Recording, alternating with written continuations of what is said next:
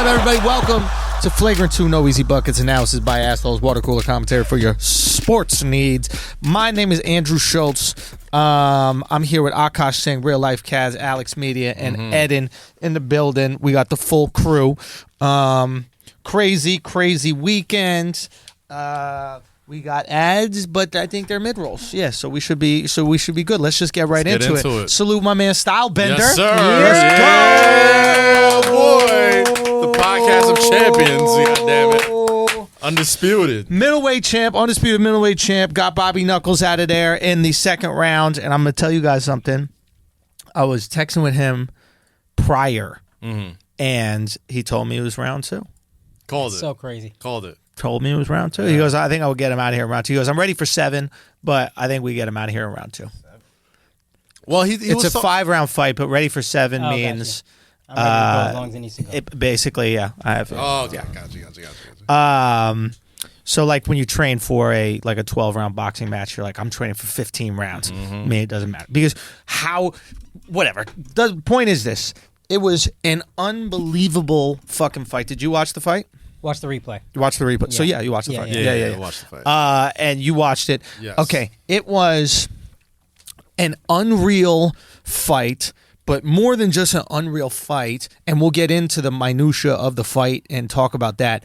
What was so incredible about it was the spectacle. And talk about it. Yeah, we need to talk about this because, like, what I think a lot of fighters don't get, and Whitaker is one of them, is that like it's really not about how good you fight.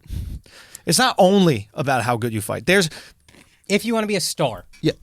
If you want to make money in the game. Yeah, it's right? prize fighting. It's prize fighting. Dude, you got to give me moments to be like, Exactly. that's the fucking guy. And that was a moment. No, people watching that fight, the majority of people watching that fight have no fucking clue how fighting works. Yeah. I don't.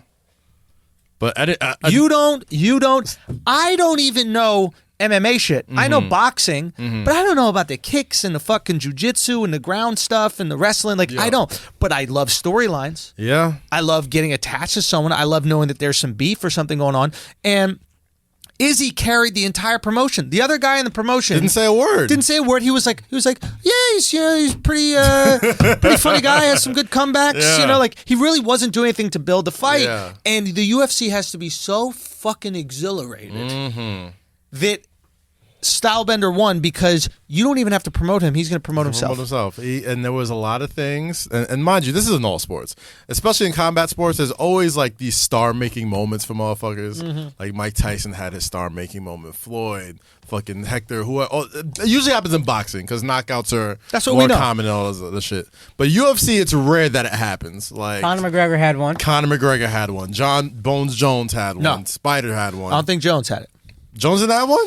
We'll get into that, but I don't think he's. Whatever you think about star. Jones. Yeah. Spider Silva had plenty. Yes. Fucking McGregor had plenty. Ronda Rousey. All these people. It's hard to get those type of star-making moments in the UFC. It's hard to get people to give a fuck about a sport so violent and make it look so fucking, like, beautiful. From the entrance to the way he knocked the motherfucker out to the way he fucking danced after the fight. Right. The shit he was talking, like... Bruh, he was a household name. The very next Sunday, on Football Sunday, he is the top story in the news. In all of sports news. Because it's not about the fight, it's about the night. You are paying for entertainment. You must entertain. Yeah. And while a fight is entertained because it's the highest stakes, right? Yeah. It's like if you lose, you get knocked out. Right. You could have irreparable damage. I mean, you could die. Yeah. That's why we watch this, because You put your life on the line. there's a chance that you'll fucking die. It's high stakes, But the whole package of entertainment. If you look at, I look back at, there's guys like Floyd Mayweather making hundreds of millions of dollars. There's boxers named Barrera, Morales. These are names that the average fight fan will definitely know. Who ended up making, and even some casuals back in the day, they were making millions of dollars, and they all made that money because of one boxer by the name of Prince Nassim Hamed. Prince Nassim Hamed was the first, I think he was a 130-pounder, who added spectacle to his Was he the one who would do the events. flip into the ring? Flip into the ring. There you He go. would do the Michael Jackson Thriller theme music as he walked to the ring, and he's dancing on the way. And what he showed the boxing world is, your weight doesn't define your worth. Meaning, back in the day, it was if you're a heavyweight. Heavyweights only. Yes, that's who made the big money. No, your draw defines your worth. And he started having these massive draws at 130 pounds. All of a sudden, we were watching little guys fight. Yeah. Now, the perception back in the day was, why would I watch some guy fight that I could beat up? Yeah. Now, granted, these 130-pounders would still kill destroy anybody. people. but for the average 6-foot dude, like for a guy like you, you'd be like, I'll kick Marco Antonio Barrera, whatever's fucking. I'll kick his ass. He's little. Casuals, because you see big, you assume it always equates with strength. So if I'm almost gonna watch the heavyweight fights because those are the real ass kickers. And they have the knockdowns, right? At that amount of weight, you're gonna knock people out. Izzy understands the game. Okay, the guy planned an intro with choreography and with dancing. his boys. And also, when you add another level, because it's the fact that it's boys. Yeah. Let's say they weren't even his boys. Let's just say it's part of the night, right? Plans the dancing in the beginning. Amazing. Beautiful. Smoked it. He's actually good at dancing. He gets you hyped, okay? Goes into the ring. It doesn't stop there. Before the fight, when the camera pans to him, he signs the death note, right? For the anime nerds. The anime nerds are plugged in, right? Yes. Part of the dance, I think, was something to the anime nerds. The Naruto, they did the Naruto run at the end course. of it. They did the fucking Avatar type now, of shit. When you write the death note, right? Yeah. The death note is a meme. Yes. The death note is a GIF. The death note is shareable. The death note goes social. The dance goes social. You can't guarantee. The celebration at the end is a GIF already. Yeah. And then we do the fight. You knock him out. That's going to be great. But we're not done. After the knockout, the celebration with the gun, when he shoots everything, that's a gift. That's a meme. You're sending that to your friends about your own personal shit. And we're not done. We're not done. Yeah. The whole world is watching because you knocked this guy out. All the eyes are on you. You use that to promote your next fight. Yeah. He goes right up onto the cage and he throws the middle fingers at Paulo Costa, calls him a juice monkey or whatever he is. I want to get him before the USDA. That's the guy he talked about when he first came on here, right? Yes. So exactly. Yes, he was sitting in that exact chair. Yo, to that. Sorry, no, right here. I just realized he said. You know how he said like I see the next move. Yes. I'm always looking 2-3 moves down the road. Yes. He been seeing that move for a minute. That double middle finger. Yep. He been thinking about that since the first time he came here. What, a year ago? Yeah, yes. Just about. Now I'll tell you from personal experience. This has happened to me even with my own shows. Sometimes you're so concerned with executing and wanting the outcome that you don't want to change anything or jinx it or risk it. You know, there'll be times where we're doing a show and we're setting up some cameras, and Alex will put a camera like on the stage somewhere, and I'll be like, maybe they can see the camera, and that'll make them feel uncomfortable. And if they feel uncomfortable, then maybe they won't laugh, and I'll get in my head about it. Yeah. I have to force myself to say fuck it, right? Because what happens when that camera's there for the magical moment, right? And then you get that clip that ends up going viral. There are very few people that can see beyond the win and plan past the win. But if you can plan past the win, everything past the win is escalated. So if you have your dance, if you have how he saluted his parents afterwards, all of those things. Very good Eurobot boy. Went down, had a thing. I'm like, my mom saw that shit. She was like, he is a good boy. He could have made that whole shit up, but all the white people watching were like, "Oh, that's how Africans say hello to their parents." So everything, the fact that he had all these extra moments on top of it, right, is where you sell you yourself and where we start to follow you and see what's going on. What do you do when the world's watching? Yeah. What do you do when people are paying attention? And how can you capitalize on those moments?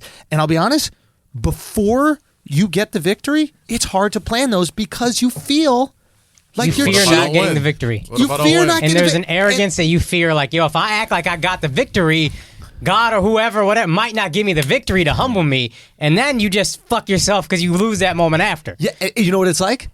It's like getting on a plane, buckle your seatbelt and go, planes don't crash. Yeah. This will be the one that fucking. Who the My fuck planes. says My that? plane. Yeah. I land planes. I land them bitches, right? Yeah. But who would say that? You don't say it because you're like, let me just fucking land. Yo, if the pilot said that, I wouldn't feel confident. I'd be like, shut the fuck up, man. What are you doing, dog? Right? Yeah. So that's what you think about before a massive moment like that. You're like, let me just get through this. Let me make sure I do. But there's a difference with people that are superstars. They plan after, and the Conor McGregors. That you know was what I mean? my next point. My point is, I haven't seen The Izzy's, something like the this Floyds. since Conor McGregor, especially for UFC. Not only because he's youngish, he's just turned 30.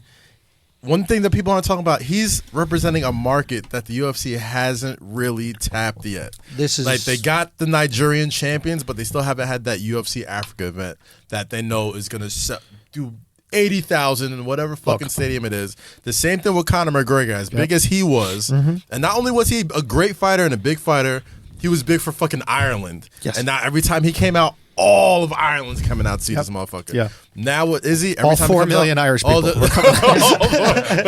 they coming deep. And now like Nigerians and now all everywhere. Nigeria, you got 100 million. They're gonna come Now out they have deep the for this buying power of motherfucker. 3 million Irish people. But you still have 100 million. But I mean, like it's a great time like for the UFC, especially with Nigerians, man. Dude, You he's a got 3. star. The Rock DM'd him. He peeped. I think screenshotted. Shaq also. Shaq, I didn't know. Conor McGregor was putting him on his IG story, talking about what a great fight it was. Like, he ready, man. Household name overnight. It is household name. He is the face of the UFC, and outside of the African market, which is 100% absolutely, I think what he brings to UFC right now is the most potent marketing device that exists in the world today, which is hip hop. The UFC is devoid of hip hop with its major stars. Yeah. To be honest with you, Conor McGregor He was the closest one. is the closest thing they just had because he was real flossy. Oh! And he Outside of talked a lot of flossy, shit. what was his name? What is his Instagram name? Oh, the Notorious MMA. My bad. You're right. You got And that. he would come out to Biggie the and viral stuff clip like of him that. Comes fucking out to Biggie. Yeah. He riding got the bike, singing all that shit, flexing on people with the Gucci belts, the Gucci shoes, all that. The motherfucking D-O-double-G. Absolutely. Yeah. And the dude would rap, he would spit, he would have the swag. Yeah. He brought hip hop. When I say hip hop, I don't mean literally the black people in the Bronx that started hip hop. Yeah. I mean the essence of what hip hop represents. Youth. And outside Confidence. Swag, confidence, bravado, Yes. right? But also execution. Yes. Yo, I'm the man, but watch me spit and prove that I'm the man. You know what I mean? So it's like, and I think that what happened is I think people thought John Jones was going to be hip hop just because he was a black guy. Black, yeah. He's not. He's not. He's from Bones Jones don't even sound hip hop. Bones Jones is a Bones fucking Jones. country DJ in Albuquerque, where John's is from. Like John Jones, to be honest, is like a Midwestern fucking regular dude. Yeah. There's no swag to him. You're not really sure who he is. Yeah. Izzy represents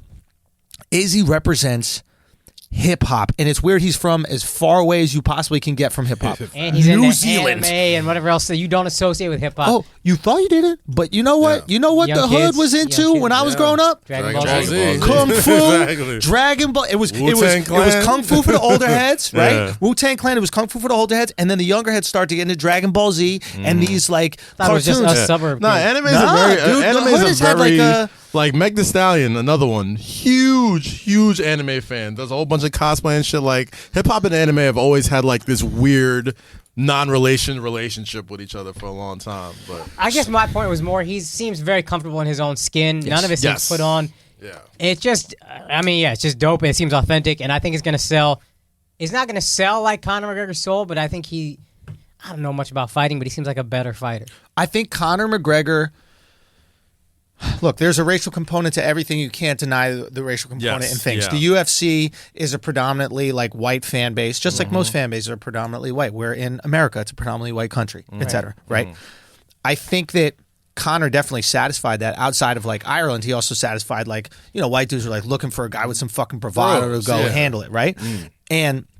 But I think what Izzy does is he spreads the sport, and I think that he is an example for all these young kids, like a Gervonta Davis, who's a boxer out of, I think, Baltimore. yeah. If Gervonta was 10 years younger and saw Izzy fight, He might. he's an MMA fighter. Yeah. So this is where you start to see in my opinion, Africans absolutely getting into MMA, but more so than just African. You get to see the American hip-hop influenced audience say, I'm going to take a jiu-jitsu class. I'm going to take a kickboxing class.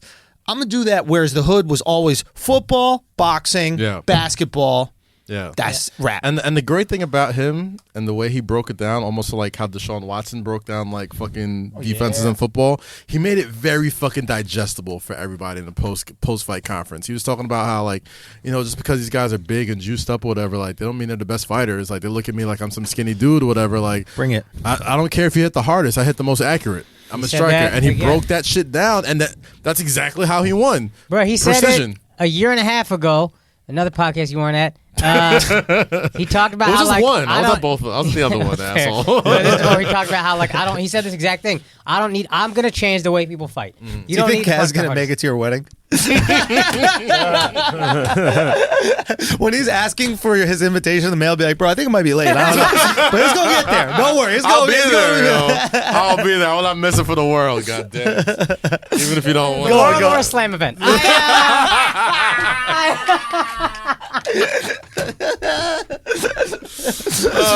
gonna introduce 2 hot dog vendors a little later at Grand Central Station, so I can't make the podcast because it's a very important hot dog introduction thing. You know, one owns a halal stand, the other's a hot. It's a tough thing. You know what I mean? They can't sell pork out there.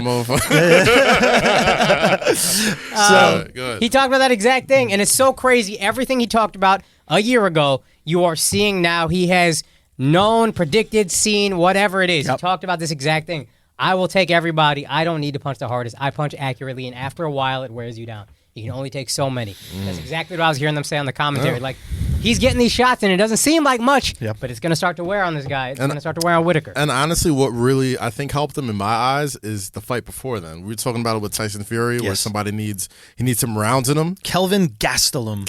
He fought Kelvin Gastelum in a war. And it was brutal. Yeah. And he got fucked up. But it was like, okay, he took that. He can go the distance. You know what I mean? After that, when he said, "Now I know." He spoke about that here. Yeah. He know what happens in those events, and he spoke about that here. Is you don't know how long you could hold your breath until you're drowning. Mm-hmm. You know what I mean? Like when you're underwater, you and I right now we probably think we could hold our breath a minute, but when you're drowning, you're gonna realize it could be 2 minutes. Yeah. But then you might die. Yeah. But right before you die, but you're if like, you survive, you're like, all right, I can go 2 hold minutes my breath underwater. 2 minutes.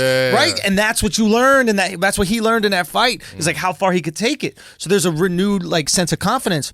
And how far his heart would go. Like 100%. Not just I can last, I got the endurance, I will not fucking give up. I won't do it. I'll die in this ring. I be a coon. That's what he said. So he goes.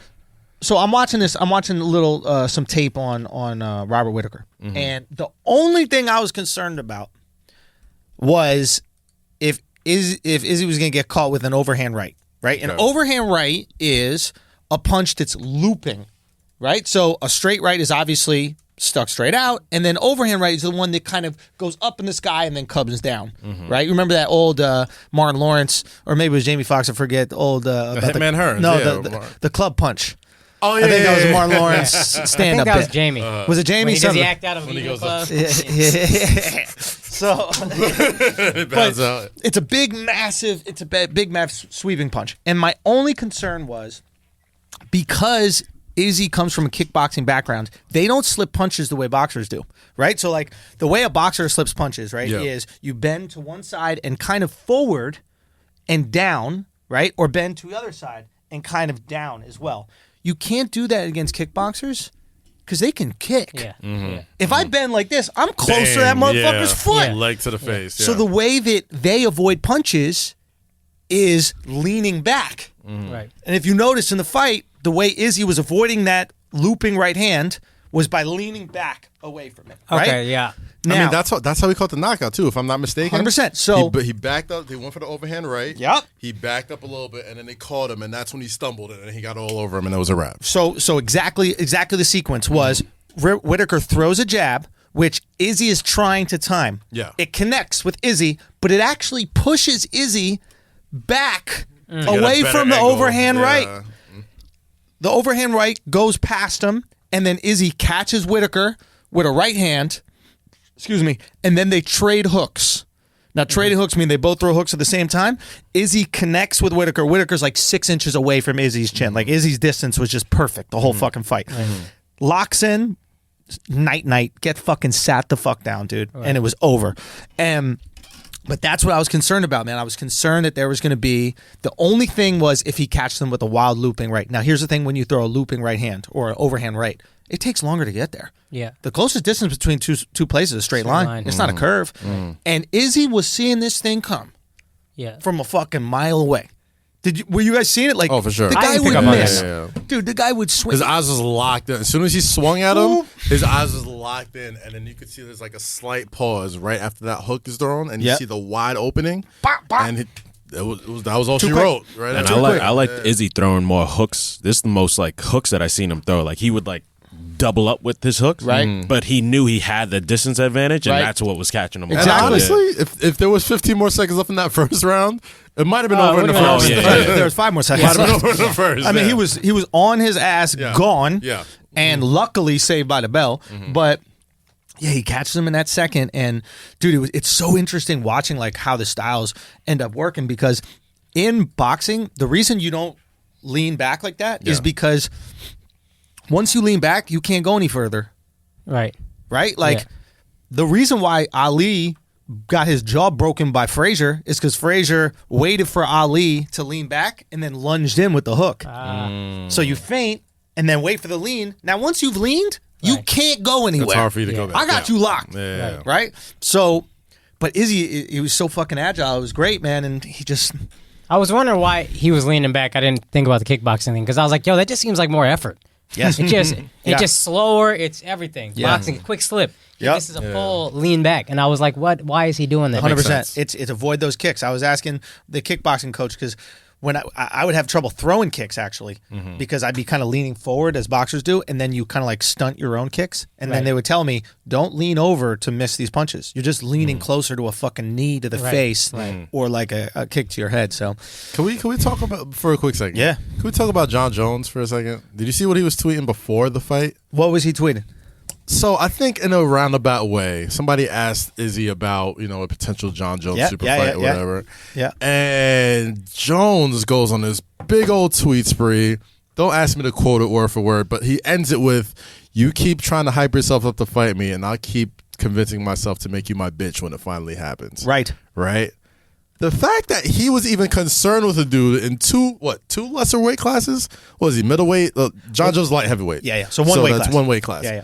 Boom, there. By the time this kid gets his confidence together, I'll probably already be in the heavyweight division. I need to wait till 2021 to start believing in myself. Okay. I sense concern. Oh, I sense concern out of Bones. Completely Like, but look at that. He doesn't give DC this much He gives nobody in the division that much attention at all. Barely tweets at all. And look how corny this is. Like, is there anything cool about that statement? Is there anything funny about that statement? I'm not gonna sit here and act like I'm not a John Bones fan. I'm a fan of his work. But I just mean as a face of the company. Yeah. No, he's not. I just don't even get the tweet. It's how is that shit talk to say, oh, you know what? When you're ready to fight me, I still won't fight you. I mean, listen, DC said it in the post fight, and he was just like, yo. And it might be sour grapes because he doesn't fuck with John Bones or whatever. But at the same time, he's like, all right, like, yeah, Bones, you're bigger than him, but that's about it. Like, he's just as talented, he's just as this, but here's where it gets interesting. Yeah. Here's where it gets interesting. If Jones can find a way to get the fight to the ground, I think Jones has like a pedigree in wrestling. Yeah. He's very good. Again, I don't know wrestling, we don't know how great Izzy is at wrestling because no one's been even able to get him down. He could be crazy, fucking nice. Yeah. So like, real quick question about, was Whitaker, because I heard on the commentary that I watched, he felt confident that he could outbox Izzy. So it seemed like I couldn't tell if he chose, I want to box, or if he was trying to wrestle and Izzy just wouldn't let him get close. Chose to box. He thought he could drop him. He thought he could knock him out. If he decides to wrestle, do you think that fight goes differently? No, because he has to get in to wrestle. And if you want to shoot on Izzy, you're going to deal with some knees, you're going to deal with some feet. Right. You better be ready. Okay. So now, I'm not saying that you can't. So the difference within Jones is Jones is 6'5", right? Yeah. So now, did you see all that distance between Bobby Knuckles' I keep calling him Bobby Knuckles, but Whitaker. Mm-hmm. Yeah. Robert Whitaker's punches in Izzy's face. Like Izzy just had controlled the distance beautifully. Yeah. Jones can limit that distance, right? Just out of the fact that his arms are long too, right? That being said, the bigger the fighter, generally the slower they are. Mm-hmm. Mm-hmm. So if he's evading punches from a smaller fighter that can throw much faster, he's going to be able to evade from a bigger fighter. There's just more power with the bigger fighter. Listen, there's no doubt that fighting John Jones is going to be harder than fighting Robert Whitaker. Oh, for sure. But the way that he smoked Robert Whitaker, and people sleep on Robert Whitaker, this guy was a fucking... Oh, it's his first out, right? It is a monster. Son, before everybody knew what Izzy could do, like I was talking to Brendan Schaub. Now Schaub is like, yo, this kid's the truth. Yeah. Dude, I was texting Rogan about it. Rogan goes, he's already one of the best ever. Yeah. Wow. I got to text Izzy that. Nah, he said, I think he said it on... he's already one of the best ever. Not middleweights, just best ever. Skills. At MMA. So the question with Jones is this, though. This is where it gets interesting. This is what I would do if I'm Izzy, right? I take 2 more fights in middleweight, right? Smoke this Paulo Costa bum, right? Matter of fact, if it's me, I wouldn't even fight Paulo Costa. I'm only fighting people that speak English. No, You're not making me no money. We can't sell this fight. We can't sell the fight. We got to speak English. Right? Talk to me now. Yeah. Talk to me now as execs. The 3 of us are UFC execs. We're sitting down there, or we're Izzy's management. We just made a brand new star. We just got our black Conor McGregor. We got black Conor McGregor. What the fuck are we going to do? We got black Conor McGregor that's actually way more likable. Conor's not really that likable. He's just undeniable. He's undeniable. He was undeniable. Now you have a guy who's undeniable Conor and likable. Because he was Conor McGregor's T.O. He was cocky as fuck, but he was so good. You kind of had to respect it, and you liked it or you hated it. Most hated it. No, but that sells fights because that's Mayweather. Exactly. That sells fights. 100%. But they stop selling the fights when you lose. Yeah. And don't get me wrong, people will pay to see Conor again, right? But if he keeps losing, money's gonna go down. But now you have. Imagine Mayweather was likable.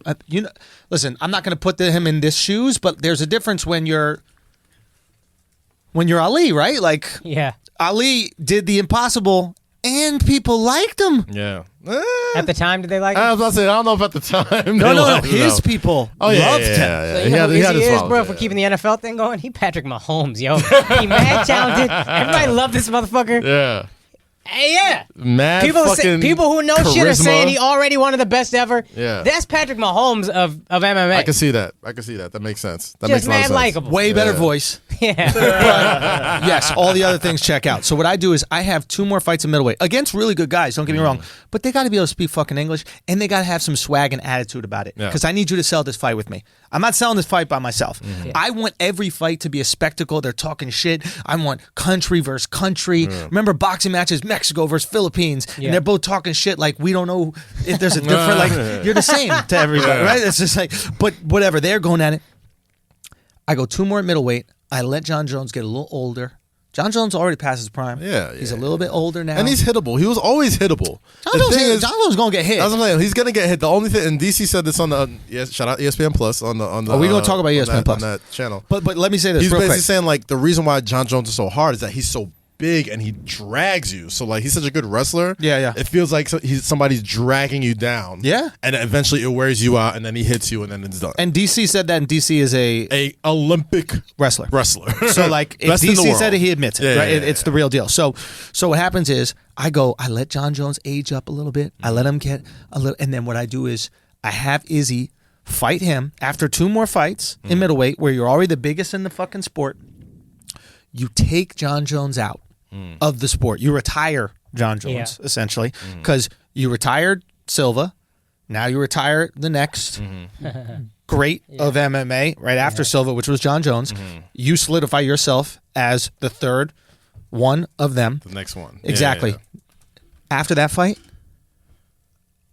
I put you up against Canelo Alvarez in a boxing match. That's what I was thinking. What boxer? I was trying to figure out what boxer. But you got to build to it. Right? You have to be ubiquitous with fight sports, right? You have to be so fucking big that we're willing. Now, we're willing to watch it. Now, here's the difference between Conor McGregor fighting Floyd and Izzy fighting Canelo. Izzy's got 9 pro boxing matches under his belt already. Izzy can fight better. Izzy's a better boxer and more experienced. Yes, and he did regular boxing. He's 9 fights. I think he was 9-1 or maybe 8-1 or something like that. Yeah. So he's fought real boxers already. Also, Canelo, not as good as Floyd. There we go. That's true. So now you have them go at it. Hopefully Canelo speaks more English by then, and it's possible where he can get it going. Mm-hmm. And you have this fucking amazing... Put it on DAZN. Son, put that shit right on DAZN. Put that shit on ESPN Plus. Who gives a fuck? Let them partner up on it. They found a way to do it with Conor and Floyd. That is the next big fuck you money fight. Mm. We're talking hundreds of millions. Oh yeah, if things go, that's your Conor Floyd. My only concern is, and you may know more than I do. Sorry, to that point, if I'm Izzy, I just win or lose. I do one more of those mega fights. Hopefully, it's a good fight, and then I might be out. Why fight more? I made $100 million plus. I'm good. Izzy a smart guy. Go make some liquor, sell it like Conor. I think you talked about protecting his brain. Like make a Joloff, bro. You got to have your signature Joloff and get the fuck out of here. Now, here's my only concern with your scenario, right? I agree. One more back in MMA. Go out on a high note. You could sell out the biggest stadium in Auckland ever, or whatever. I imagine by then they've already done the UFC Africa. Yep. Right? You do the biggest. They're gonna do Nigeria. They got to. Of course. And if put both Usman, of them, put fucking Sadiq on there, put Izzy on there. So here's the thing.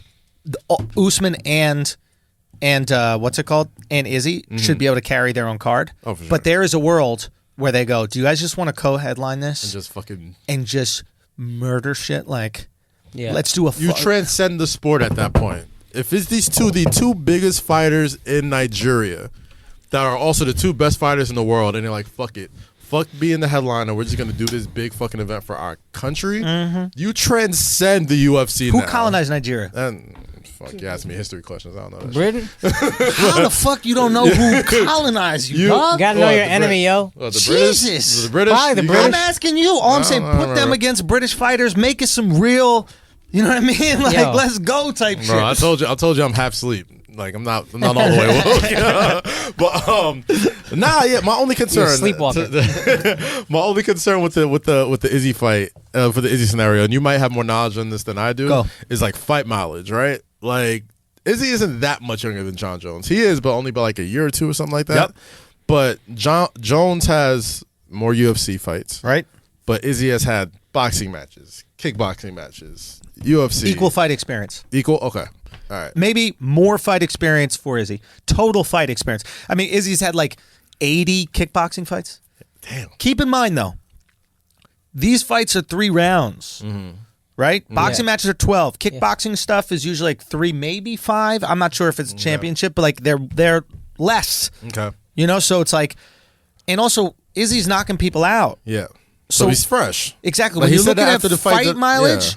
You should actually look at round mileage. Got it. Right? If you remember when Tyson was knocking everyone out in the first round? Yeah. He's like, I'll fight again in 3 months, 4 months. That's what Izzy said after the fight. He's like, I'm fresh right now. Like I could do another fight in a while, but I'm gonna chill. I'm gonna do this, that, and third. But like, he's.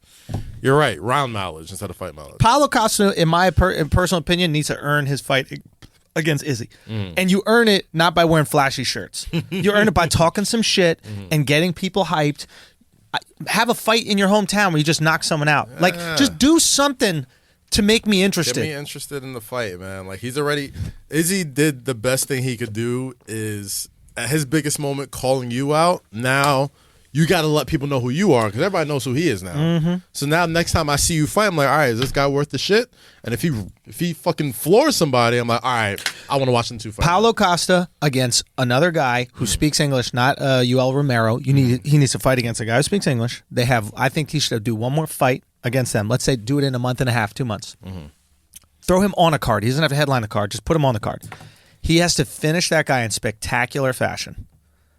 And it doesn't matter if it's a bum. If we just see him knock someone out, we're going to go, you know, people have that recency bias. They're like, oh, shit, maybe he's good. Maybe he can beat Izzy. Then you build the Izzy fight. But right now, in my opinion, he hasn't earned it. Yeah. Have you seen him fight? You're the casual. I'm the complete casual, and I didn't know who he was. Until you said the name, I saw him flick somebody off, and I was like, I don't know. And then he said the name, and I remembered him talking about it a year and a half ago. Right. What he got to start doing, Izzy, as someone who we all love this guy, put your business hat on now. Now you a star. Yeah. Your boxing gloves got you there, your kickbox, whatever that is, your skill got you there. Now let's start thinking money. Real money. As guys who want to see him flourish, go on. I want to see him fight 5 more times, make $100 million, be the fuck out. Get these Canelo fights and then be out. 5th fight should be $100 million. Fifth fight, you should make the $100 million. And then be out. Yeah. It is crazy how fight sports work, is that your last fight, you'll probably make more money than all of your other fights. Combined. Tenfold. Combined times 10. Yeah. Isn't that crazy? Like, McGregor ain't making $50 million. How many fights? After the Mayweather fight, he was taking pay cuts. Son. To go fight after that shit. He was like, never doing that shit again. How much did he make? And he had to break off the UFC piece of that shit. You got to thank Mayweather for that. Yeah. Mayweather really set that. Facts. He's like, every single fight, he's like, nah, it's going to be more. 100%. And he had to break off Dana White for just to be in that fight. Yeah, Conor had to give Dana half. Yeah. That's why Mayweather's like, yo, you don't even own your business. Like, don't even talk to me. Like, Mayweather laughed when Conor was talking shit. It's Jay-Z shit. You got a daddy, bro. I know who I paid, dog. Searchlight Publishing. Come on. Like, you made it a hot line and made it a hot song. Like, you don't even own your shit. So I can see why he doesn't touch it. I think it's a really cool thing to see. So if Izzy fights Canelo, he's going to have to give Dana half? It depends. I mean, this is where you get interesting. This is where, if I'm Izzy, you will have a contract upgrade coming, right? There'll be a contract renegotiation or something like that. And that's where you get your lawyer to carve out anything outside of MMA. Now, the UFC has been very lenient with what these guys can do outside of MMA, right? They're doing jiu-jitsu tournaments. They're doing grappling, wrestling tournaments. Like, they basically said, okay, we're not going to strangle you. You can go make your money at these little local shows. That's fine. We just want your MMA money. Yes. Yeah. So you basically go, well, make sure it's just MMA, carve out that little fight shit, and then Dana don't got to get nothing. Now, Dana's not stupid. Dana's going to go, fine, you can do whatever. I just want 10% of the purse. 10% is better than 50. Yeah. Yes. And right now, it's probably in his... Sorry, you having these conversations with him? I think... Are you at liberty to say if you are? No. I think. I mean, we could talk about stuff, but I think it's one of those things where it's like, I wanted him to win first. Yeah.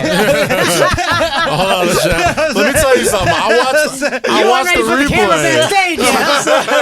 I want you to win, dog. Let me not gonna hold you. That dancing in the beginning, I was shook. I was like, God. He's got to win now. Like, you can't do all that dancing and shit. So I got such paranoid thinking that, like, when he did that handstand with one hand, I'm like, please don't dislocate your wrist. Come on, son. Like, calm down. I saw the replay and I was like, bro, calm the fuck down. Dog. I already know he won. I was like, what you doing? Dude, he gets it in a way these other guys don't get it. Robert Whittaker did a 40-minute open workout. They always do an open workout to, like, do some little promo. The open workout isn't really a workout. Yeah. It's a promo. Yeah. So when Izzy goes out there, last big fight, he did the Rock's people. He did the People's Elbow. Yeah. Right. This time he does breakdancing. He does a backspin. That is what goes viral. Yeah.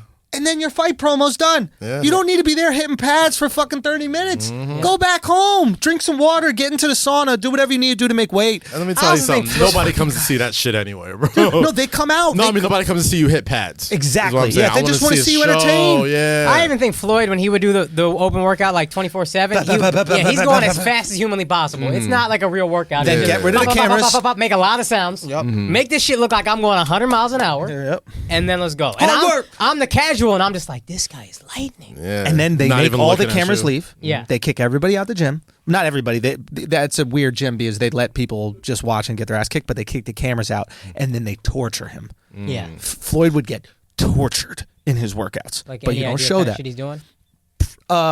Just like new guy every single round. Yeah. 4-minute rounds, 6-minute rounds. Excuse me. The sparring sessions, 24 straight rounds, wouldn't even matter. 4 a.m. runs if he felt like running at 4 a.m.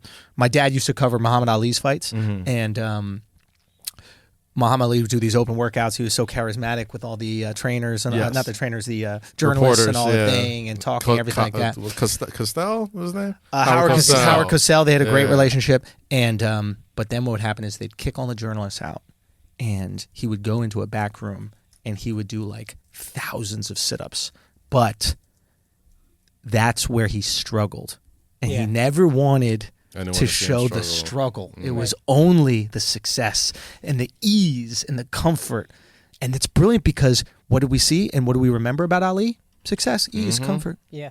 You never saw the sweat. He's the greatest. The greatest. I've been meaning, this might not even fit here, but like a couple months ago, I watched a little bit of a replay of Ali Frazier. Ali was grace, dude. Oh, dancing, beautiful. Frazier looked like a fucking, I swear to God, you think a special ed kid got let out. He would like stumble around. And I was just like, yo, how did anybody root for this guy over Ali? Like literally just like this, and then just, I don't know, it was mad ugly. And Ali was just, it was gorgeous. It was graceful. Man, it was like watching fucking ballet. It was ballet, real shit. It was a brutal ballet. Yeah, shit. That's a great way to put it, brutal ballet, man. I mean, it was next level. His like, we've never seen that since, to be honest with you, the type of like footwork and agility he had at his size. Mm-hmm. Like, I mean, you would only see that in basketball players, maybe football players. Yeah. You'd only see that level of athleticism at that size. In boxing, you never had. Yeah, son. Like people forget how Kobe massive. had nothing on Ali. Yeah. Do you see Ali do the shift? Yeah, with it's insane. Quickest motherfucker I've ever seen with that size. Unreal. So, shouts to Izzy, man. Hopefully, Izzy comes to New York and we chat it up with him. Undisputed. Man. Bring both belts. Word. That's it. Shout out to Duval for making the ultimate anthem, man. Because at the end of the he sung that shit right after. Yeah. Son, tight. It is. I mean, and that's genius because then Duval reposts it, and Duval reposts it to 3 million people, and now you have 3 million more people going, "Oh shit, he won! What was the fight like?" And maybe also, I like this dude because he knows he's fans of the same guy I'm a fan of. 100%. I mean, like, think about how plugged in he is to like hip hop culture. That he was listening to Breakfast Club and Brilliant Idiots, and then Flagrant too. Yeah. Like before it was blown up in the UFC, like this is out there in New Zealand. Yeah. You know what I mean? It's not like not a kid is plugged in. So look, it was a very cool weekend, a successful weekend. He went out and went through unscathed. More than I can say. Yeah. It was inspiring. I got fucked up this weekend, guys. Oh yeah? Yeah. I'll show you. Do you have pictures? Huh? Yeah. Can you get those up though? How long would that take you to get that up? Okay. Alex, I saw can't control himself. 4 shows, right? Real quick, let me just pay some bills out here. Because a game is 10 times more exciting when you're putting money on it. All right, whether you've been betting for years, you're ready to play for the first time. MyBookie is your best bet this season. If you like to bet a little bit to win a lot, then you got to try that parlay. Okay, you choose a few games, you bet all across, and if you win, it just increases the amount that you can win. Gets busy, all right? That's if you really know your shit. Put your money where your mouth is and put that money at mybookie.com, all right? If you're going to bet this season, you do the one thing that you got to do. You go to mybookie.ag. Go to mybookie.ag because no one gives you more ways to win. Pro football, college football, MLB. Hilarious. Hockey, basketball. I mean, MyBookie has it all right? This is where we put our money, and if you use that promo code Flagrant, when you activate that offer, promo code Flagrant, they're going to double your initial investment up to $1,000. That means you put in $1,000, they're going to match that $1,000. That's free money. You gamble, you win. All right? That's mybookie.ag today. Okay, so you have some shots. I did not fight this weekend, but this is me. Whoa! What the fuck? The fuck happened? Is that why you're wearing a hat? There is for those of you guys who are just listening, I will describe it and then you guys validate this if I'm not making this up. There is a 2-inch gash on the top of my head. Yeah. Blood dripping down my head. This is after I've washed this. After I've washed this. You look like the Joker at Arkham. Dude. Real talk. Yeah. So, So I fucking had a gash, a wound in my head. What Urgent care. What happened was I walked into a pole while texting. That's what happened. I bet you were texting your girl too. No, she was with me. Oh, wow. That makes it better. So what I was wait, what kind of pole was it? Was it a street lamp pole? I'll break the whole thing down. Yeah, because this. All right. I wasn't texting my girl. I was ignoring my girl. And she thinks that this is karma for ignoring her. We just did a workout together. We're walking down the street. I'm so hyped about adorable. Izzy's fight. Yeah. I was actually texting Rogan. I'm actually texting Rogan. That's the text you get fucked up for. Right? I think I'm so into the text, I'm not paying attention to what's going on in my surroundings. And all of a sudden, this is what it felt like. I just hear my girl go, "Oh no, watch out." Right? My girl goes, "Oh no, watch out." Right? And I go, huh? And the next thing I feel is my top jaw slam into my bottom jaw. And then I make impact with the pole. And I just turn around and I start walking away. And my girl goes, "Oh, come here. And in that moment, I used every ounce of compassion and empathy in my body to go, give me a moment. Just give me a second. In that moment, you just want to fight something. You just want to hit something. Because I didn't want to say, "Get the fuck away from me, bitch! Why did you tell me there was a ball when I was walking down the street? Why did you tell me there was a fucking ball?" Okay? You see everything? You see everything, don't you? You see my passcode when I put it onto my fucking phone? Use your peripheral vision for that. Right? Every time I put my passcode in, you can see the exact one because you be seeing that shit at the side of your eye. What about the pole that I just walked into? You looking at me as I'm ignoring you. Come on! How you know I'm ignoring you if you're not looking at me ignoring you? Son, you noticed she was walking next to me like, watch this dumbass walk straight into this fucking pole. Watch this dumbass walk straight into this fucking pole. And then when she saw I was about to walk into it, she was like, "Oh, well, watch out." Like, she didn't even raise her voice, son. She didn't raise her fucking voice. This is how she said. She was like, "Oh, by the way." She went like this. She was like, "Oh, perhaps maybe you might take heed. Excuse me, can you might it might be in your best of interest to take heed." Smash. Son, Jesus Christ. I smashed into this pole. I'm like, all right, fine. At least nobody saw this shit. You know what I mean? Yeah, I was like mouth water. It's me too. and my girl. girl. Try a little bit. I'm struggling. I'm like, it's me and my girl. At least nobody saw this shit, right? Broad daylight, yo. Son, it's broad daylight, right? All the way on the west side, way west side, right? Right, like 1 block from West Side Highway. Nobody there. I'm like, all right, boom, we're good. I turn around and all I just hear is, "I saw the whole thing."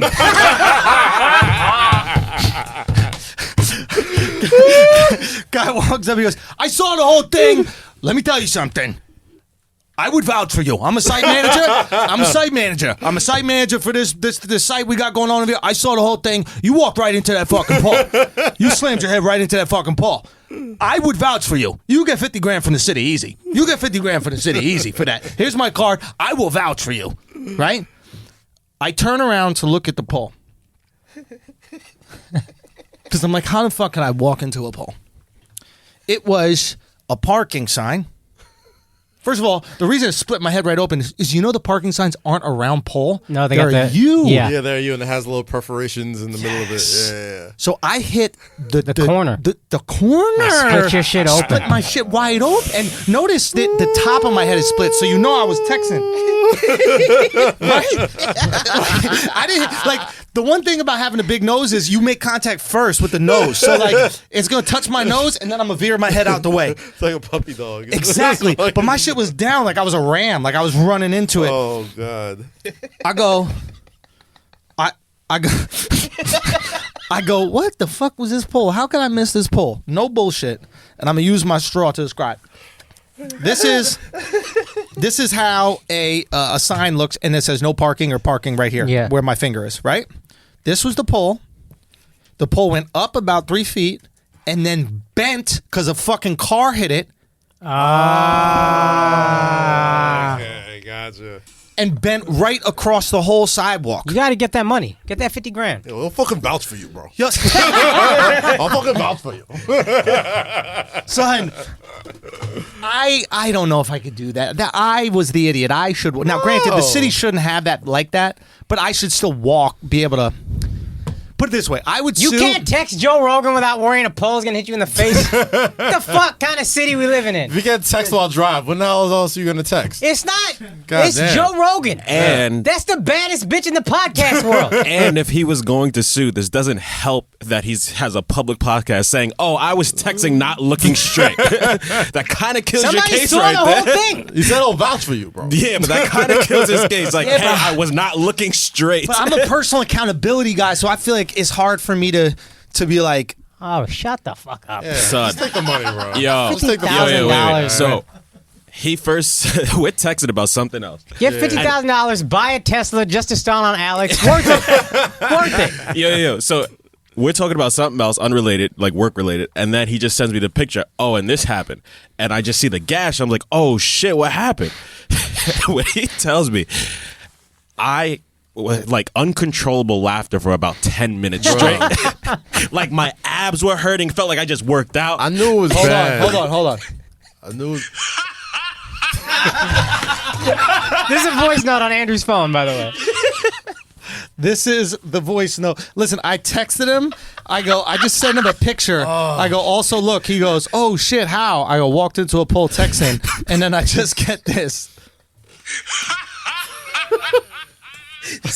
As a friend at Andrews, can I tell you what that laugh is? That laugh is he thought about every time he tried to talk to you and you were texting, and he was like, "That's what this motherfucker gets." All the times he ignored me, I'm trying to talk to him about work. Then he acts. I say some shit. I bet there's 100 times where he said some shit to you about work and you were texting, and then you asked him later about that exact thing, like he fucked up. Yep. Like he never brought it up. I kind of know because he lives with you. He knows. I just know. I seen the dynamic. You know what I mean? Oh man. Hold on, what were you saying? I was thinking about texting. I be texting a lot. Son. Boy, you be in your phone. Son. Doing your shit, and people will talk to you, and then you won't hear it. You be like, "What?" Son, he was doing does that exactly after what he every- was after doing to every his show. girl. Yeah. Yo, and then you'll In yell that at them moment. about the same shit they just brought up to you, like they never brought it up. I'll be doing it. Yup. You be Do doing that that. big pop. You be doing that. Yup. You're crazy. That's so Y'all funny. see the hole in my head Yo, again? when you do So that, it looks like someone removed like the unicorn. Whatever. The horn? The horn. Yeah. Split it a little bit. Son, look at. They had to glue my fucking head closed at an urgent care. How many stitches? Any stitches? No, just glue. Just glue? Yeah. That's And I had to get a tetanus shot. Tetanus? Tetanus. Oh my god, dude. That double N, that shit is hard for me. Oh yeah, that's Son, me. you look pale, Confident, bro. yo. Yeah, I was the tetanus. Yo, you look like you got jaundice. I do look a little jaundiced, bro. I'm olive, yo. Oh, Is that I'm foundation? bro. Oh, yeah. Yeah, that was a pick I got. I was like, That's- oh, That's the glue. fuck. That's with it glued. That's nasty, yo. That's a big gash. I have to get the money, bro. I have to get the money. Yeah. I mean, You would sue? what? You would sue? I would, Yeah. but we would have to take this down if you're going to, because this completely destroys your case. I wouldn't lie. I wouldn't lie. I'd go in there. I'd be like, listen, This is what I was thinking about doing. I was thinking about going, hey, that pole is bent and someone's going to hurt themselves on it, because here's the reality. It might not be someone texting. It could literally be someone just like talking to their girl or looking at a building. Like the pole shouldn't be bent across the street like that. You could hurt yourself. Yeah. And let's be fair. Cops are up and down that street every single day giving parking tickets. So it's not like you ain't see that fucking pole. Okay? So I would basically go, yo, fix the pole. And if I went back and a week later that shit still wasn't fixed and you still letting people get injured, I'd be like, all right, you're going to get sued now. Because the only way you're going to fix it is if the money is there. Yeah. But it's more important to me that the pole gets fixed. Oh. I feel like I gotta be aware of my surroundings. Like you know what I mean? Like, so 3-on-1, and then check back in a week. yeah. All right, boom. Keep us But we updated. would have to take this down though, Yo, because you can't sue with this up there. why not? They're gonna just be like, you were being irresponsible, not looking where you were going, and not. You were not being against the law, irresponsible. though. It's not like if you're like in a car accident and you're texting. Like, Yeah, you're allowed to text and walk. Yeah. They're not supposed to have Yeah, but you poles still going gotta outside the look street. forward where you're going. Son, it's like the bitch who drank the hot coffee. It's like she knew it was hot. She still sued. Yeah, but the coffee wasn't supposed to be that temperature. Pole it's was Pole's supposed to be not bent. supposed to be bent like that. Pole's supposed to be True, straight. but I think Ooh, I don't know. ooh. I kind of think your case is done, but you never know. I'm sure a good Bro, lawyer. we're putting old episodes on Patreon at some point anyway. We've been saying it for 2 years. Yeah, that's not happening. Guys, they are just waiting. I know, like, this one like news institution that just has its stockpiled. Just waiting to go. Oh, They're gonna pull that trigger, and you're just gonna hear. It's gonna be a bunch of. Was that Akash's family members talking? Nah, that was just a bunch of bleeps that they can't actually replay themselves of maggots and and a bunch of other stuff. Yeah, we good. God damn. We never needed them all anyway. Are we all still shadow banned? I'm back. Yeah, I think I'm good. They're trying to take down another post of mine. I think I texted you about it. Oh, yeah. The most recent joke I put up. It's just a little crowd work bit, whatever. Yeah. Try to take it down. This time I appealed, it got put back up. But like, it's people like deliberately. You got a spy, son. Yeah, it's people deliberately reporting everything I put up. No, you got a spy, son. Can we say what your girl thinks of this? Oh, she's down for the fight. She's like, keep posting. No. Can we say what your girl thinks? Oh, yeah, of what my this? girl's theory is? Yeah. She thinks this other brown comics who are Muslims. The Muslims. The Kazims. Remember they said that's my theory. Yo, they told you, yo. I'm That's what telling you. I think. They fucking tweeted it out one day. They're like, yo, I'm telling you, it's gonna cost you one day. They probably started ganging up. It's like, yo, every time this motherfucker posts something, get the fuck out of here. No, my girl thinks I've been moving a little bit on social media once since I started putting up clips, and a lot of other brown comics aren't quite having as much success, and she thinks some of them are a little upset about that. haters. A little Now, salty about does she that. have a specific... She doesn't know who. She doesn't have any theory as to who. Nor do I. But the Is it reason... Russell Peters or something? No, Russell the God, dog. Russell the God. Russell would never. I'm fucking Russell Peters. The reason why it's curious with you is that your bits aren't really that offensive. They're not. Like the ones that were taken down. Yeah. Not saying you don't have offensive bits. You do. But the ones that were taken down were pretty innocuous. Yeah. Like barely even had cursing. Yeah. So to me, that's targeted. To me, that's somebody going, I don't fucking like this guy. Let's go after him. Yeah, it's something. But the curious thing is this. There has to be a certain amount of people that complain about something before it gets flagged. So it's like a group of people. Yeah. So now it's organized. Yeah. So now, if we really want to find out who's doing this, we just got to go to the people who are organized.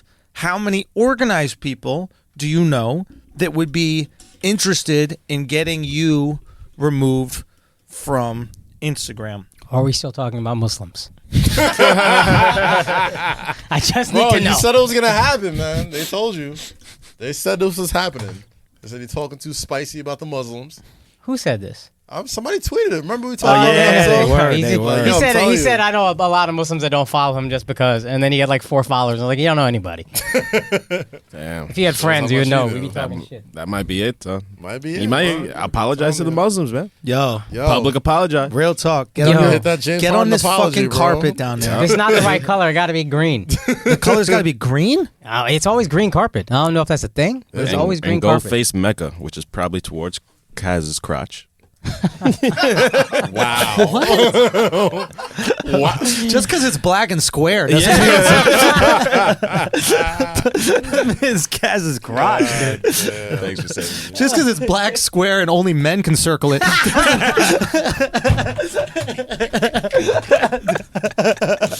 Fucking stupid. God damn. So yeah, dude, it's a weird thing, but like, look, you know me, I'm a psycho. So you just got to tell me. You know me. Al laughing because he already knows. He's like, no shit. I'm a psycho. So if you want to go down this fucking, if we want to like find who this is, I think it's quite easy to find who it is. Oh, I want to know. I love that shit. So Let's who's go. that organized? All right, First of all, we need to confirm how many people it takes to get something flagged. Yeah. That's number one. Yeah. Second of all, like I know when my tranny shit gets flagged, it's not any like Straight people. Trans group. yeah, it's probably not even a fucking tranny. It's probably some straight group that's offended behalf and saw it on like the explore page. Right. Right? Right. So that's completely random and unique. Yeah. This is targeted. Someone's got to know you. Someone's got to feel in competition with you. Someone's got to be envious of your success. I mean, we can get real. I mean, like you already know right now, probably. I mean, might as You well got 4 people in your head, probably 3. Might as well at this point, bro. And we don't gotta put it. We don't gotta blow their names right up. now. Don't blow their Your names. shit But like, sizzling, you got 3 yo. people in your head right now that you're thinking of. There's like 3 We popping can talk around after because I'm not sure. comments. I'm not thinking. I'm not thinking anybody right now. I think I'm thinking who he's thinking. You are gonna tell me right now you're not thinking. Those people that I think you're thinking of are more successful than me. So it's like, No. Who's he thinking? Nah. I'm not thinking. Who you I'm not thinking? thinking. I'm thinking not one thinking person, but I don't think you would. I might be want you to way off. say it just because be you're way going to off. be so many thousand miles off. I just want to see how many thousand miles not off. gonna do it, not you gonna are. fan. I bet it's that fan. That's close. This is Carlos Mencia. Go. Nah, I'm not even gonna say it. All right, we're not going to put any oxygen in there. I fuck with dude. I won't put the oxygen out there. I bet. And I Okay. don't think he would go that far. That's all I'm saying. Whatever. We'll have a you are conversation like the off Mount there. Rushmore of like Indian comics. I'm though, there. so, Am I there like- yet? I No. think it's- Get I there. think We'll you'll get get there. there. Don't put him We there. gonna You're going to get stop there. working. I know like You're going to 4. stop We'll get working. there. No. I know like 3 No, I'm popping not. Indian comics, Yes, and I'm he's trying one to be of them. 1. Fuck 4. I'm trying to be 1. There you go. There you go. Don't There get you it go. twisted. A lot more work to do, but Right. It's like but a billion still, motherfuckers over there, man. He's doing all right. and you're only going to be dealing with the people that are at your level or below you, Yeah. Never punch down. because anybody like the Azizes of the world don't care. Don't give a fuck. They don't care. Yeah. It's not taking away their money. Nothing's affected. It's got to be somebody that was probably had more followers than you, and then you start to get some traction with the clips, and then maybe you surpassed them, or got close, or you were trending up at a faster rate than they were trending up. So we could have this figured out in fucking 3 minutes. I just don't want to name Let's names. talk after. I just don't want to name names. I don't want to be wrong and then whatever. What's the worst thing about being wrong? Nah. Well, I'm putting somebody else's name out there and then they look like an asshole. If it's not them, then I don't Oh, want to. yeah, we're not putting names out. Yeah. We'll talk after. First of all, I love this. I know. This is fucking perfect. This is that's killed that shit. Did y'all hear the music that was going on in the background? That was fucking beautiful, dog. That was beautiful. In the People's Court, man. Son, I like when this- motherfuckers I get know the the theme detective song. out. That was so good. Oh, okay, that's good. that reminded Alex of his old job. That's what he'd been humming all day for 8 hours a day. Yo, you think the black bitch that like patted down Amber Geiger's hair and tried to make her feel better was just Alex in disguise? Wow. Hey, it's all good, baby. Wow. I'll comfort you. Don't even worry about You that. know what? Let's start naming some names. Yeah, might as well, right? Fuck that shit. Son, on Idiots, we were going wild on that shit, bro. Yo, Did they cut it or did they keep it in? I don't know. I was half asleep. No, you edit the episodes. What? No. They just tell me after. Oh, they tell you the times. Yeah. And then you just take the Yeah. times out. You don't know what's in the Yeah. times. Gotcha. But we were going off on that. That Amber Geiger shit was funny, bro. Charlotte had a funny ass joke about it. Because I was basically, you know how like the brother hugged her? Yeah. And like the father hugged her, and I was like, they're just trying to get some pussy, right? Like, Yes, my first thought. and then Charlotte goes, nah. You know what that shit was? I was like, what's up? He goes, he pet her hair, and he just snagged a couple hairs, and there's a voodoo doll in the works. And he's Haitian, right? They are Haitian. That's very true, yo. Second And that bitch get out of jail. Let the game is begin.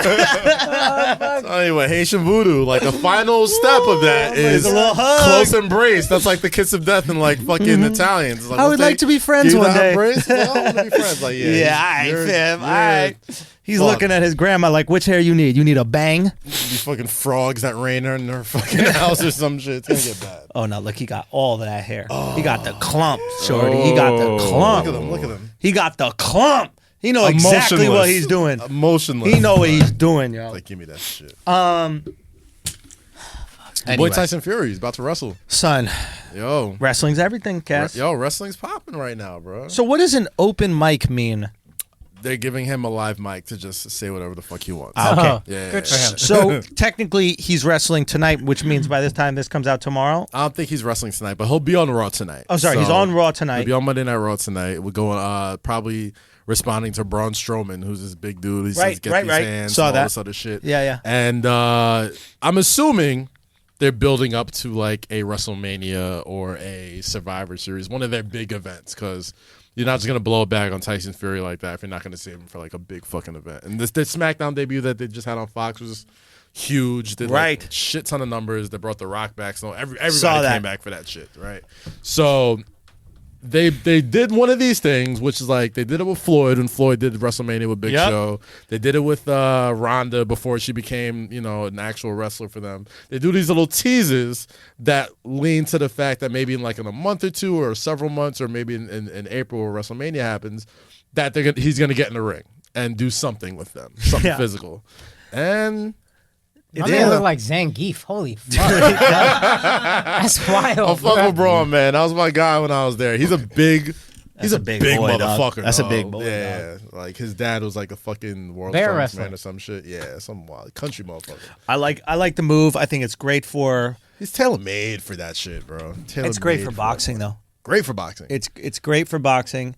And I'm trying to see if there are people in the stands there. Oh, yeah, there are. Oh, yeah, they're Staples Center. That was sold out. They be selling out everywhere, man. Yeah, they fucking kill. Okay, so great for boxing. I mean, if they're smart, they get Wilder in as well. Yeah. Yeah. Oh, yeah. Hell yeah. Shit. Between that shit and fucking, they brought Cain Velasquez in. I saw that. For Brock Lesnar. Yeah. And motherfucker, Cain Velasquez can wrestle. Like, not like fucking Brock Lesnar wrestle where he's like kind of doing like his UFC shit. Like, I'm talking about he does like backflips. He does he does like the lucha shit. He's like going he's for Mexican. It. So like he came out with Rey Mysterio and yada yada yada. Like he fought in this event called Triple Mania, which is like the Mexican WrestleMania, right? Yeah. And he wrestled you in a tweeted mask. A clip with that? Yeah. And he wrestled in a mask. And he did all the fucking flips and Hurricane Ranas, all this super athletic shit that you don't expect him to do. So between that and Fury and Lesnar getting the title back and all this other shit, like wrestling's like in a really good mainstream. Dude, all ring sports are killing it right now. Yeah, it's fun. Maybe we need the violence. We love it. I think that we need it. I think that like we got a Republican in office. We love violence.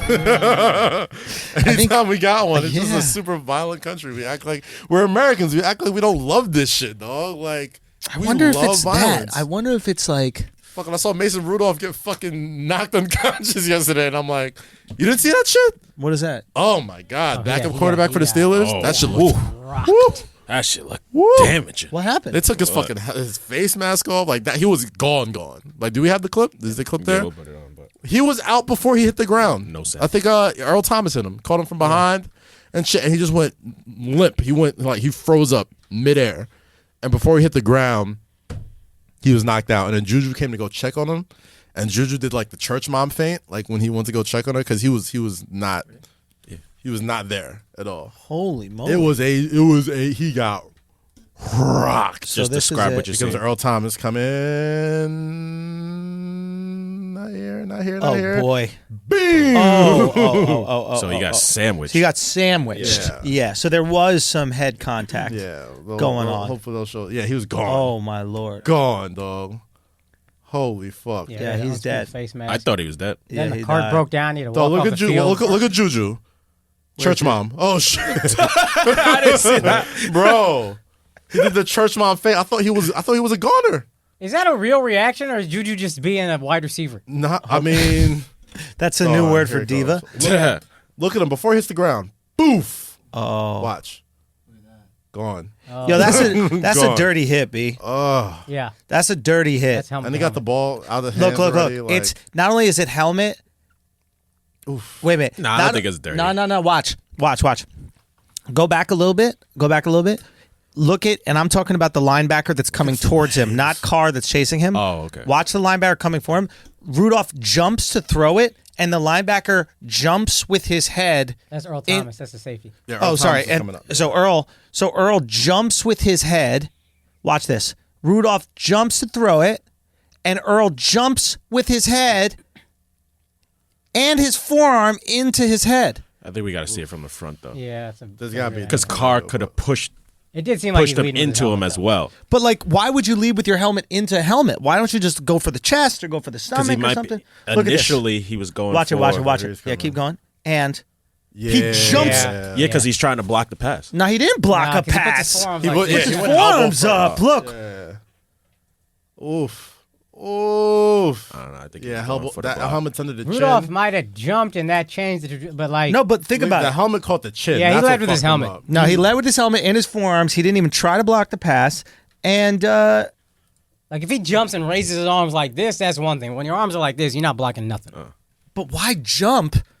Why not just go for his stomach or go for his chest or some shit? Like, And he already got the ball out of his hands. So, like, Son. and I get it, it's hard to stop at that point, especially your safety. You're coming Scary. that far down and shit, and he calls safety blitz. They had to take off his face mask and shit. Like, because they didn't want to fuck up his head anymore. he Yeah, looked bad. They thought it might be his neck, so they like have to be super so they can't Oh, take they off don't your wanna helmet. pull. So they, Oh my god. So So they they just unscrew the face unscrew the mask. shit. Yeah. But apparently it looked kind of silly because the medical cart broke down, so he had to walk off the field with no face mask like a 1920s NFL Yeah, somebody player. said he got knocked into 1920. That's funny. Which is like, it's funny to laugh at because he was coherent Yeah. and shit, but holy fuck. When it happened, Yeah. I was like, yeah, he's never playing football. Dude, when he comes back to life, he's like, "Am I a punter?" That's what he looked like. Dude, what is going Not on? even the single bar. Just I thought I played quarterback. just Like, leather they should helmet. fuck with him. They're like, "Dude, you were never a quarterback, bro. You've been a kicker this entire time, dude." Where's number 2? Yeah, just sit over there. You look like a punter, dude. But goddamn, that was a hell of a hit. I watched. I think somebody posted. I guess they were talking about that, but I didn't see it. And then the timeline was posting other shit, and I saw the clip of when Schuster laid out Vontae's Perfect, yeah. Did you see that? This is from 2 years ago. 2 years ago. Yeah, this is the get back for It was the the AB get hit. back, and there was a short little screen pass thrown to I don't know who Brown, no whoever maybe Was it Le'Veon? No, it was Le'Veon. Yeah, it was a short little screen pass thrown to Le'Veon, and Le'Veon's coming up the right side. And Perfect is going for it. that, He doesn't see it, and Schuster fucking lays that leaned bitch into him. motherfucker out. Yeah. And oh man, I mean, I'm talking shit like that guy wouldn't murder me, but but dude, it was nice to see a little payback. Got to, man. They get that receipt. Get Oh that yeah, receipt. That's what people were Get that saying. receipt. Like I like they that. were trying to get Lamar Jackson back, and that's when he fucking skirt like broke somebody's ankles. What do you mean again. get him back? No, I mean, you take a quarterback out. The defense is always like, all right, well, we gotta go and get him back or whatever. And I think somebody I don't know when the play was. It might be in the fourth quarter, and they're driving for that game winner. And he broke somebody's ankles because you could tell somebody went low. And you can't go low on Lamar Jackson. He's quicker than fucking. He's a fucking hiccup. Browns had a bye week, They play tonight. They're playing the 49ers. so if they win, they're tied for first place in the division. I think. But 49ers are 4-0. undefeated. 49ers not bad, bro. I don't believe in them. Why they just had weak schedule? Garoppolo just still looks not great. Like he's still throwing a lot of picks. I just don't believe in them. But this running back is good, right? The guy from what is it, OU or something like that? I forgot his name. Wilson, Josh Wilson. I think his Wilson? name is. I don't know. I have not paid attention. I know they to got him 'cause Greg I just Kittle. Greg dismissed him. Kittle's a good tight end. Okay, Richard Sherman's been looking good again as good shutdown for guy. fucking Sherman, man. Fucking So then, how have they been winning? I don't think they played anybody. they're that on the impressed West me. Coast. They don't I have a don't win care. that impresses me. I know their opening win is against Tampa Bay. Can you look up, Eden? Can you please look up 49ers schedule, who they played so far? Because I don't think they've had any wins so far that have impressed me. I don't think. I saw some stat about Patriots quarterbacks, and I think they were like 9-2 this year or some shit like that between Jacoby Brissett, Jacoby Jimmy Garoppolo, the Tom Colts, Brady. dude. I believe in the Colts. And I thought they'd be done without Andrew Luck, but Brissett is doing well. Brissett is good. And have you heard the rumors about getting Stephon Diggs? Oh no, I have not. Ooh, Colts. Apparently, the Colts want to trade for Diggs. I heard he's on the trading block. So their opening game was against the Bucks. Okay, They're whack. Trash. Then the Bengals, who are trash. Trash. Then what is that? Is this Steelers. Brown? No. Steelers? Okay, yeah. Steelers who are 1-4. barely. Trash. And then tonight the Browns who are Well, they alright. thumped the bad team. So if you thump two bad teams, you do what you're supposed to do. Right. Yeah. But Take from a Cowboys fan, thumping bad teams don't mean that much. We got to talk about I was this. about to say we should talk about your Kaz boys, has been bro. lighting up the timeline. You've had very good stuff on the timeline. What was it? It's not fall. It's not autumn until the entire timeline turns on the Cowboys. Yeah. Bro, It happens every fucking year. I be dog. staying out of Cowboys tweets when they're good and when they're bad because I know this ain't gonna end well. Of course not. Of course See not. how hard They it was is to talking too plan for the spicy, future? bro. And that's not even you your relate? team. Yeah, that's why I don't be tweeting, bro. I be out of it. my Don't put that God. camera there. My gosh. That's but, the new I way of mean, saying I'm scared. Don't put the cameras on you. And then you all of a sudden, what? So here's The what I was Giants gonna are say. right there? Here's what I've also realized. It's so fucking hard to win a Super Bowl. Drew Brees is one of the greatest quarterbacks of all time. He has won. Aaron Rodgers, another one of the greatest quarterbacks of all time. He has won. if you're not Brady, it's real fucking hard to win a Super Bowl. Yeah. And I was also thinking about this guy on the ticket always brings this up about the Patriots. Their entire division has sucked his entire career. Yeah. Right now, the Bills are 4-1. With the Bills being 4-1, sneaky good, the Bills, if you combine the other two teams, the AFC East, outside of the Patriots, the total win 4. They are in the same division as the Dolphins and the Jets, the two worst teams in football. Why is that an advantage? Because you got to play them. You get basically 4 to 6 easy wins a year. Now, once you get that, you got 10 games left. So even if you go 500 in those games, which is bad, and the Patriots are a good team, now you're 11-5.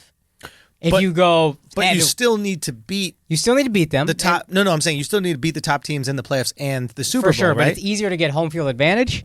And if you're the Patriots and you play in very cold weather and you're a good home team and you got good fans, this is not to say they don't deserve 6 Super Bowls, but it is something that's like, oh, that's a thing. That is a thing. Yeah. It seems like a way of discrediting success.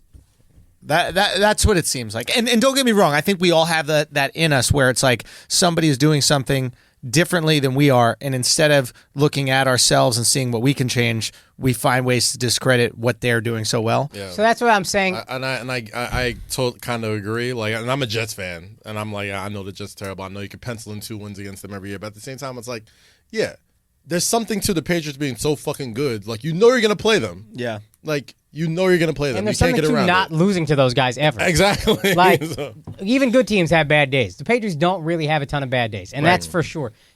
Let's say maybe they have 5 Super Bowls without that and not 6. Like, that's what I would say. I'd say they're still probably the greatest team ever, but it is a thing. That's like, oh, yeah, you guys don't ever really have It's almost like you much. got to bypass the first round every year. Right. And then you usually get home field advantage. And they've gone on the road and won big games. Beat the best. They beat the Chiefs on the road. Team. To your point, they beat the Chiefs on the road in the AFC Championship game. Like, that's not nothing. Mm-hmm. Yeah. And Arrowhead's supposed to be a really tough place to play. So it doesn't discredit their greatness. Right. It is just. I just think we have time to look for these things. Yeah. And I generally get annoyed at that. Prolonged success. Anyway, my overall point is it's really fucking hard to win a Super Bowl. Yes. Like, even now, if you're thinking about real NFC contenders, the Eagles are always there. Right. I think the Cowboys are still in the mix toward the bottom of it. Right. But then you got the Saints. You got the Packers, who look fucking nasty all of a sudden. Packers Great defense. look Still great. got Aaron Rodgers. Yeah. You got the Seahawks, Russell Wilson. You can't ever count him out. Like, that's just 4 teams off rip that are contenders. Real quietly, too. Got to keep an eye on the Carolina Panthers. Panthers 4-0. Fucking Christian McCaffrey, Kyle Allen. That fucking defense looks good. Can we talk about McCaffrey's probably gonna be fucking. I mean, between him and Mahomes and Russell Wilson, those are like the 3 MVP candidates right now. But can we discuss this a little bit? Like, is it me?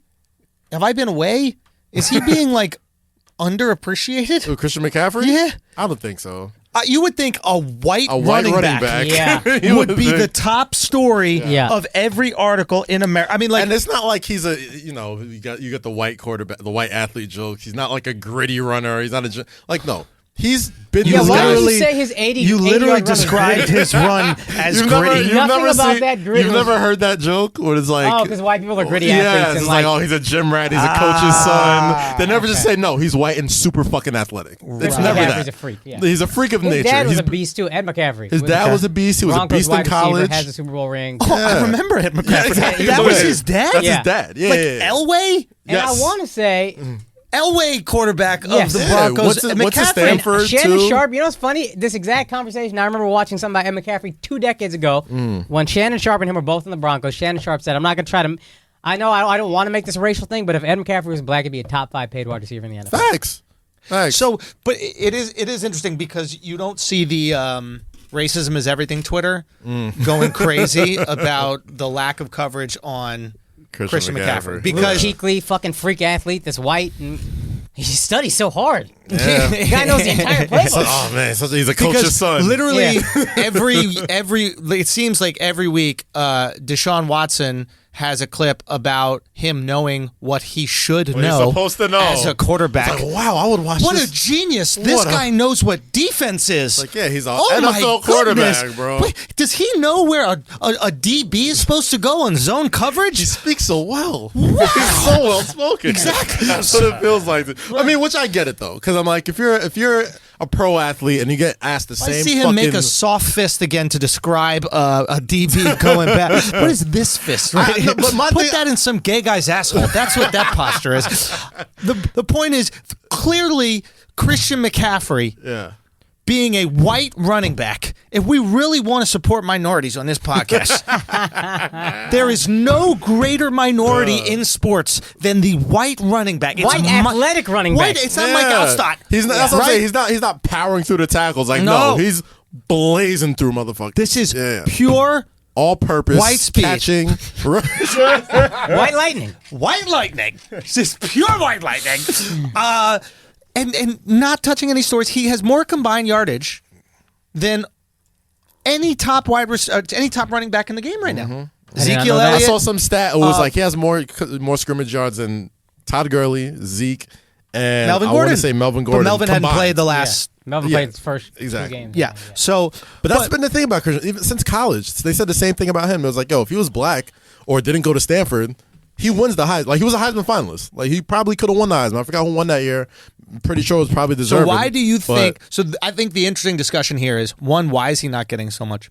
Excuse me. Why is he not getting so much press? What do you guys think? Well, I think it's starting to pick up now. Here's I think it's the reverse Deshaun Watson thing. I thought like Deshaun Watson going 15 or whatever it was so fucking crazy to me. And who's the quarterback of the Bears? Mitch Trubisky went number 2 overall, and the Bears traded up to get him. They passed on Pat Mahomes. They passed on Deshaun Watson. I think the idea that a black quarterback isn't athletic blows our mind.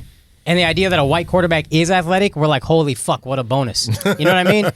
With running backs, I think it's the same thing. If you're white, we're just like, he can't be that athletic. It's like being a black quarterback. Like, he's probably not that athletic. Yeah. He's probably just like, fucking studies a lot, and like he's in the right place at the right time. He's like Cole Beasley or something. I mean, it's starting to change a little bit. But why do you think that there hasn't been the press? I understand why he hasn't. That's not sexy.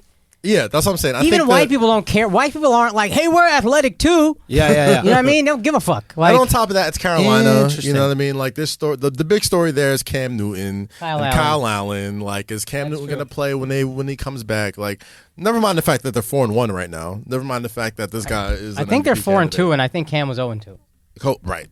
So they're 4-0 since Cam goes down. But they're in the mix of that division. That division's tough. Cam finna get Drew Bledsoe out this bitch. He might. Keeps up. Yeah. I don't know how if he's ready next week, you're not putting him in. You fucking crazy? Yeah. If Kyle Allen loses a couple in a row, all right, maybe let's go back to Cam. Is Kyle Allen white? Yeah. Dude, that white on white connect, bro. That's what it is, dog. That white on white connect, bro. Like, dude, Christian McCaffrey's like, I don't know what it is about this quarterback, but I'm just saying. Because Cam Newton is handing Christian McCaffrey off the ball, and then he's looking at this white guy, and he's like, should I just run it? Like, what is the point of giving this guy named Christian McCaffrey the ball when my name is Cam Newton, and I can do exactly what he does better? I just think Cam's wow, dude. He took so much damage. Cam hadn't been the same. Dog, I was the biggest Cam Newton fan. Same. Like, I would literally, it would Since be a Auburn, joke. I loved Cam Newton. I would make a joke about, like, I would just say the most ridiculous things about Cam, because I loved him. But he ain't been the same since that Super Bowl loss, man. Bro. Something about that shit. Then he started dressing like fucking Aunt Jemima out here. The whole weird thing. He's never the same. Oh, He was never the same. And now I think his body's broken or whatever. His body's starting to portray him a little bit. He said when he did that whole weird-ass YouTube video when he's, like, answering, like, why he's sitting out, whatever, he's like, I've come to realize that if I'm 80%, I'm at 80%, I can't help my team. I'm like, bro, This is everyone in the league is playing This out is from the 80%. Hermes CTE line. You know, Al, do you have any pictures of Burning Man? Or of us at Burning Man? I don't think so. I did this shit in Burning Man. Burning Cam. I did this shit in Burning Man, putting the fucking the what is it called? Headscarf? The headscarf over like a babushka, like the Russian chick, under the hat, under where is? No. I had an actual bandana. Not gonna hold you. Blaze is alright. Cams? The Blaze is alright. Yeah, he don't I need can all help that with the other Blazer. shit. All this other shit, I don't know. Can't do it. Anyway, we'll go find it, but. It is a... You know what you weren't thinking about at Burning Man? Being an NFL quarterback. Yo, but I was getting equal amounts of brain damage. I'm pretty sure. Poor Cam though, man. He was like, what was it? How long ago was his MVP Dog, season? MVP season 3 years ago, I think. Jeez. Somebody said he Be aged like like that a running sometimes, back. They treated guys. him like one. I'm like, yeah, he just Oh my God, they fell off a cliff. Yeah. And you know it's funny that white on white connect you're talking about? Yeah. Because you got Brady and Edelman and Welker. And Yo, Brady love his white boys. Son, it might be a thing to that. Might be a thing. Might be a thing. Bro. Let's not hype it up, though. Bro, you need that white on white, dog. Man. You need that white on white, bro. Kyle's been balling, bro. Dude, look at that. Is that Burning Man or is that when you were a pickup artist? Where is this? It's Burning Man. Son, nah, but they don't got the, what's it called? But I do look like Cam. Yeah, the hat. No, but I had a thing. Maybe I'll find it. Whatever, I'll look for it later. Oh, yeah, you need that water out there. Are you in the desert, son? I miss that shit. I wish I fucking went this year. I mean, I'm grateful for everything we got going on, but I missed that. You see that Adidas commercial? James Harden? No, what is that? So they put out a commercial. Go on, because I want to talk about the Rockets. They put out. Oh, right. We got to talk. Put out a commercial saying, to be different, you got to talk about how different he is. And the big thing is they called him the best scorer ever. It's like, if you got to be the best scorer ever, would you rather be unique or be the same or some bullshit or whatever? But, like, yeah. I think he's the best scorer ever. You think he's the best scorer ever? I mean, are we talking about, times where black people were playing against black people, or they were playing against like Jewish guys? I mean, Wilt Chamberlain. I think he's better than Wilt. Okay, so Wilt Chamberlain was scoring 100, but he was scoring 100 against Finkelstein and fucking, This sounds like a law firm. Yeah, he was scoring 100 against the guys who ended up being his agents, right? So, if we're talking about modern NBA, yeah, it's really Jordan, Kobe, KD. I don't put KD up there. I'll put KD up there. I don't. Oh, he's 7 feet tall. I don't put him up there. Interesting. KD's Why in not? there. KD's in there. He won like 4. How many scoring titles has he won? Like 4 in a row, 5 in a row, some wild shit. I don't put him up there. He's in there for me. And I think it's reasonable to put him there. I just. Why not? I think Harden had the most prolific scoring season I've ever seen. Yeah. How many points a game did he average? 34. Didn't Jordan average 38? Yeah, Jordan averaged, I think, 36 one season. Yeah, he had that 36 season. I would say you got to put KD in there, so. KD's all right, fine. You want to put him in, then put him in. Well, MJ averaged 30 for his career. Yo, he averaged 30 for his career. I would go past scoring though. If I'm talking about James Harden, I would say he's arguably the best offensive player ever. That I could see before scoring, to be honest. Because scoring is such a specific. Yes. And scoring, Michael Jordan literally averaged more points a game one season than James Harden's best, but Jordan and Kobe couldn't pass like Harden. Yes. Kobe put up 81. James Harden, I don't know what his career is, probably in the 60s. He averaged 36 last year. Damn. Who did? Harden. That's a lot of points. It's a lot of points a year. I mean, and I guess what... That is more than Jordan, I think. Jordan's 35, his career high. He does take an inordinate amount of free throws a game. His career. That's his career. We want the career high. He had one season where he averaged like 36 points a game. I think 37. It was, I want to say it was 88. Scroll down, Eden. Scroll down, Eden. I want to say it's 88. Click more, up more. Scroll to the right. 38. To the right. Yeah, I thought it was 38. Boom, right here. 37. 37 a game. Okay. 37 a game, yeah. And 35 a game. And I think he had 32.5 and 8 assists 1 year. And this is bully ball. This is like hand checking allowed, all that shit. Wow, 32, 8, and 8. Oh my God. 33 really. It's 32 and a half. That 88 year was, oh my gosh, that's when the Jordan 4s came out too. Fucking the Chicago All-Star Game, free throw line. That's like the Jordan year. Like, that is the year that made him the fucking icon that year. 32, 8, and 8. That's ridiculous. Does he win a championship? No. No, he doesn't. He didn't win his first championship until the 90s. Next year. Yeah. Interesting. Wow, 32, 8, and 8 is. I mean, that's so close to the triple dub. Anyway, it's like, what's 2 rebounds and 2 assists? Like, well, that's the thing is that we just require synergy. Like human beings, there's something about synergy and symmetry that we respect so much. Mm-hmm. Yeah. And like that triple double, while it's really no more important than 32 and 8. I mean, a little bit more. Yeah. You know what I mean? But I'd it's rather not that have much. 49 and 9 than 38 or 30, 10 and 10. But Yes. Nobody. Yes. Gave the props. We'd got that one more assist. Yeah. Like, who gives a fuck? Like, Yeah, but there's crazy. something so clean about it. But Best scorer ever though. I don't know, man. well, let's. I think he's had one of the best scoring seasons we've ever seen. But to call him the best scorer ever, I think it's not unreasonable, but I also think it's a stupid goal. Because what the fuck does it matter if you can't win? Very like, true. imagine being the best scorer ever and it costs your team. It's like being the best dribbler ever. It's Yeah. great, man, but if you're not winning... Are you winning? Yeah. Maybe you should dribble less. Yeah. Maybe. If what you're doing the best at Yeah. doesn't help your team win, Yeah. That's it hurts your team. That's my point about Harden. That's my gripe with Harden. Is like, this is what you're stuck on, man. You haven't figured it out yet. And maybe it's still early, and maybe he can, but like, if what you're still talking about is your offense and being a better offensive player, dog, you don't get it. Yeah. To be fair, I don't necessarily put it all on him. He did Melo run, 3.0. He did run into the Warriors 3 straight years, and they always end up going to the finals. So it's like you're losing to the team that always ends up in the finals. So it's like, granted, if there's no Super Warriors, Yeah, I don't care either. I think Harden gets there. don't I think he care. gets one.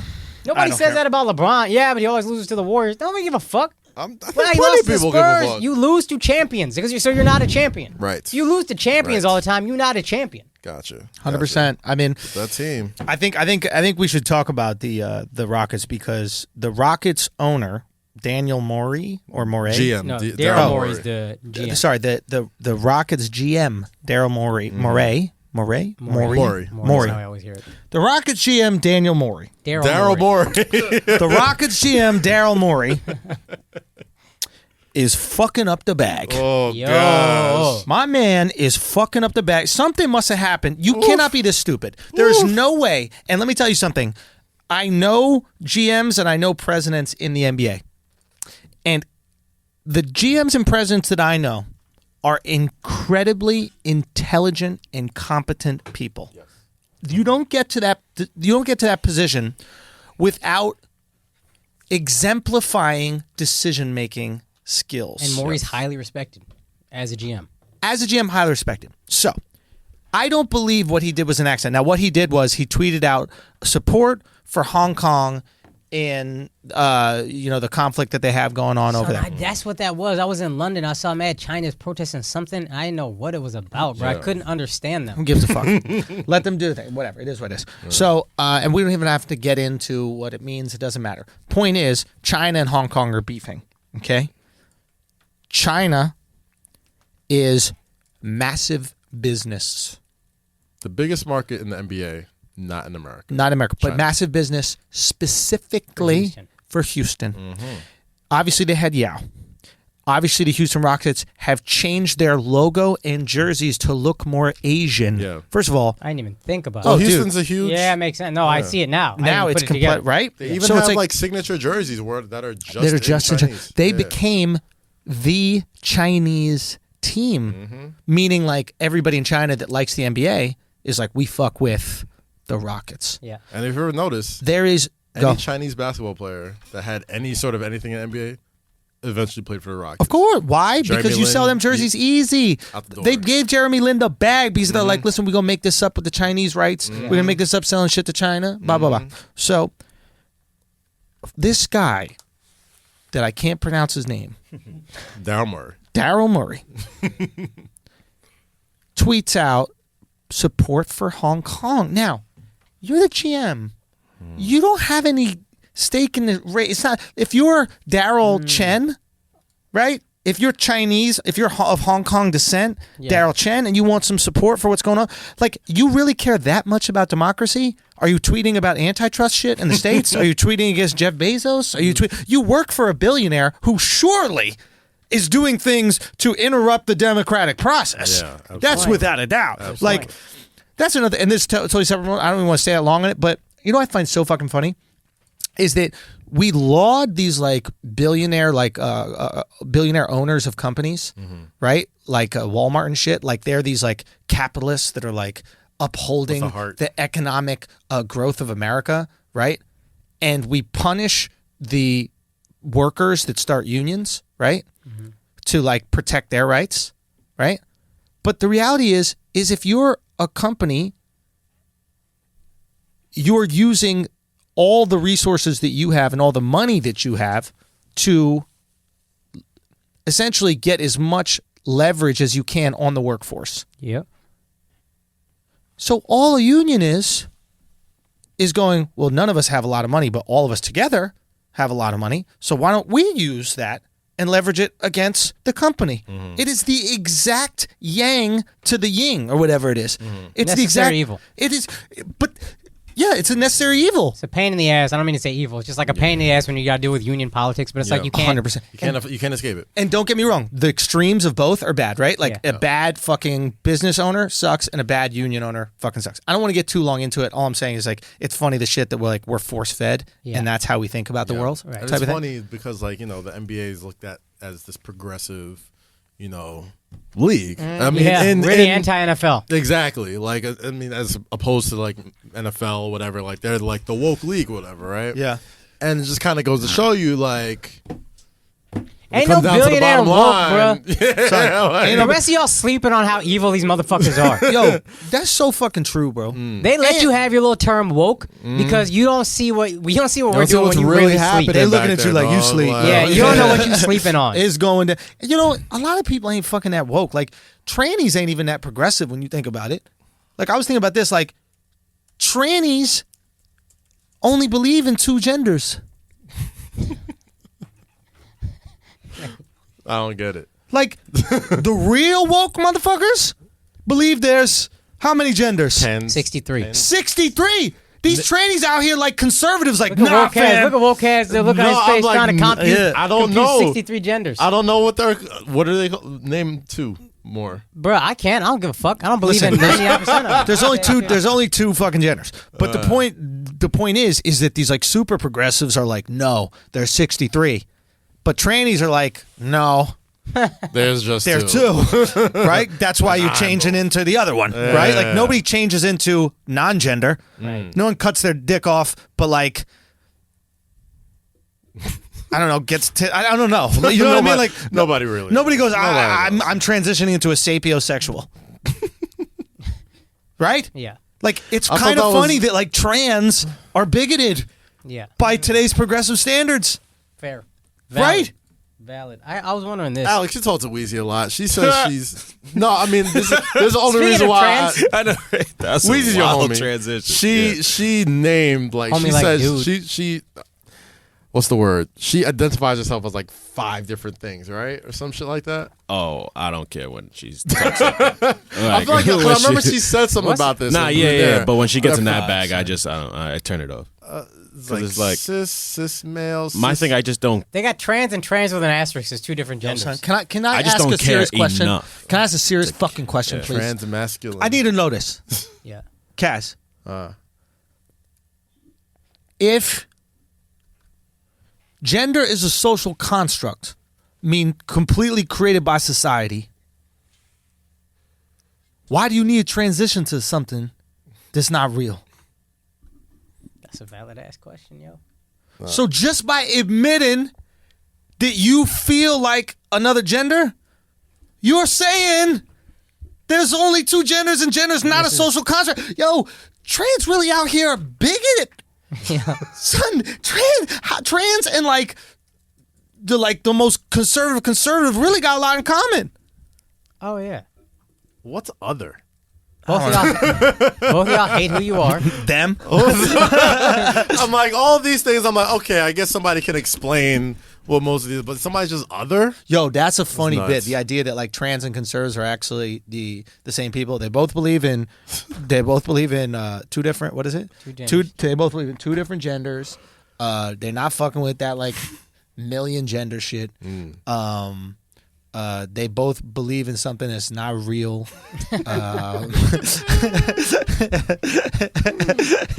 God and trans stuff. Their wives are ugly. Nah,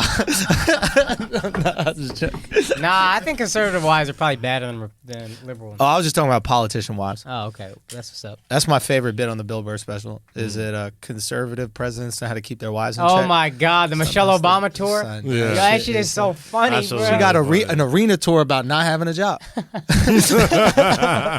he goes, what does the first lady do? He goes, conservative wives know how to. He goes, say what you want about conservative presidents, but they know how to keep their wives in check. He goes, George Bush was president for 8 years. I still don't know his wife's name. That's facts. That's facts. I forgot. Chris Rock had a bit about that too. This is before Michelle even like got popping. What is that? She was like, "Oh, you can't have no black first lady." She's like, "Yeah, I said it." He's like, "Why?" Because she gonna want too much of the spotlight. She's like, "Oh no, you ain't president. We president." And that's exactly what happened, yo. We saw Michelle Obama every week, yo. Son, I saw a wild clip, bro. I don't even know if we could say it on here, but like, just about the God, Chris Rock. What happened? Uh-oh.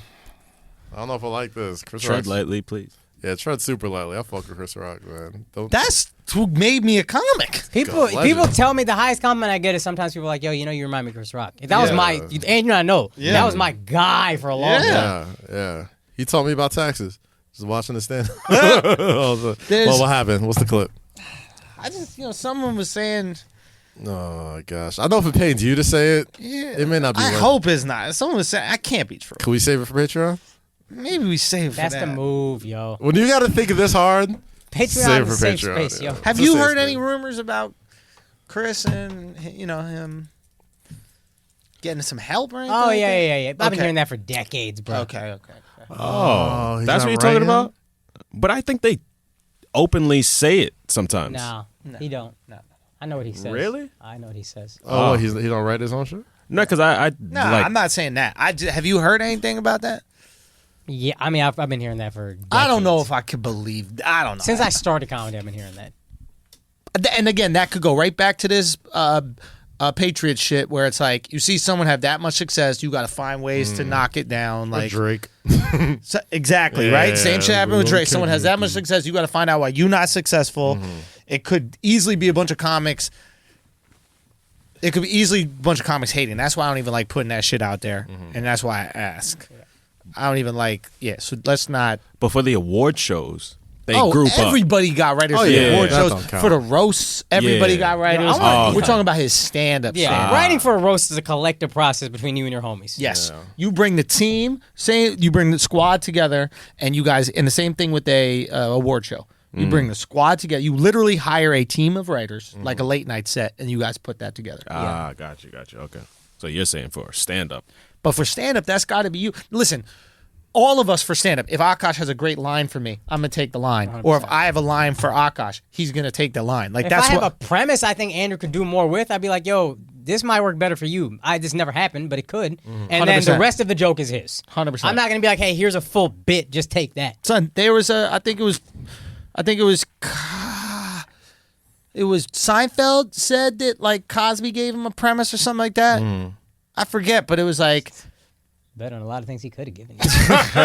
Coffee. I think that happens with everything. That happens in music too. Yeah. Happens in music all the time. Like somebody just comes in and is like, hey, 100%. Say this is okay. Yeah. So, but I think what happens is when motherfuckers see the success that you have and they know, because that's the thing about comics. Comics, are some envious motherfuckers, just like anybody in a competitive field, right? Yeah. Where there's not a lot of resources and there's a lot of people, you get envious. So it might be a joke that Rock says, then a comic says to somebody else, they go, I gave him that shit. You ain't give him the whole joke. You might have given him a line, but you go, I gave him that shit. And then the game of telephone starts where it's like, yo, matter of fact, blah, blah, blah, blah, blah, was writing for him. And so. And by the time you know, it's a whole different new story. And it's, you wrote the whole song. You wrote the whole Then some one-legged rapper is out here complaining. Damn, what happened? Poor guy, bro. Poor guy. He ain't even put himself on blast. That's why I feel bad for him. Like, it'd be one thing if he was like, yo, I wrote all the songs. Like, come on, Meek. You couldn't eat that one? You could just let that one slide, bro. Like, now he's walking around with a peg leg, no hits. He already got one leg, dog. Oh, no, he got, this is after. Oh, they took his leg? Yeah, they had to tax him. Nah. Damn, son. They took his leg? Son, Drake don't play, son. Drake don't play. Drake's a goon, son. Drake is a goon, bro. Wait, really? Drake is a mob boss type shit. Talk to me. Mob boss type shit. What has he done? I've heard that. Maybe from Kaz. He don't got bodies, but he got guys who will get bodies for him. Gladly. Who? Who has done the work? Talk to me. Fuck. All right, so bam, there's a song that just came out called you Top Boy. You watch Top Boy. He had a song called Behind Bars. And the song Behind Bars, he says something along the lines of, something, like, we're happy. Basically saying like we're happy there was no camera phones out around this time. Talking about a time of Coachella. Talking about a time of Nobu. Right. There is a artist who was popping at the time, and he had an issue with the artist. The artist said you took a melody of a song and made it a hit record. And he came up to him drunk at a party one time. Just say it was Dram, yo. What the fuck? All right, Dram. Bro? All right, Dram got his ass handed to him. Whatever. Yep. At a party. I guess he came up to him drunk, whatever. Like, yo, man, you know. So Dram came up drunk. Yeah, Dram had a song called Cha Cha. Remember? Yeah, I like the Cha Cha. A couple months later, Hotline Bling comes out.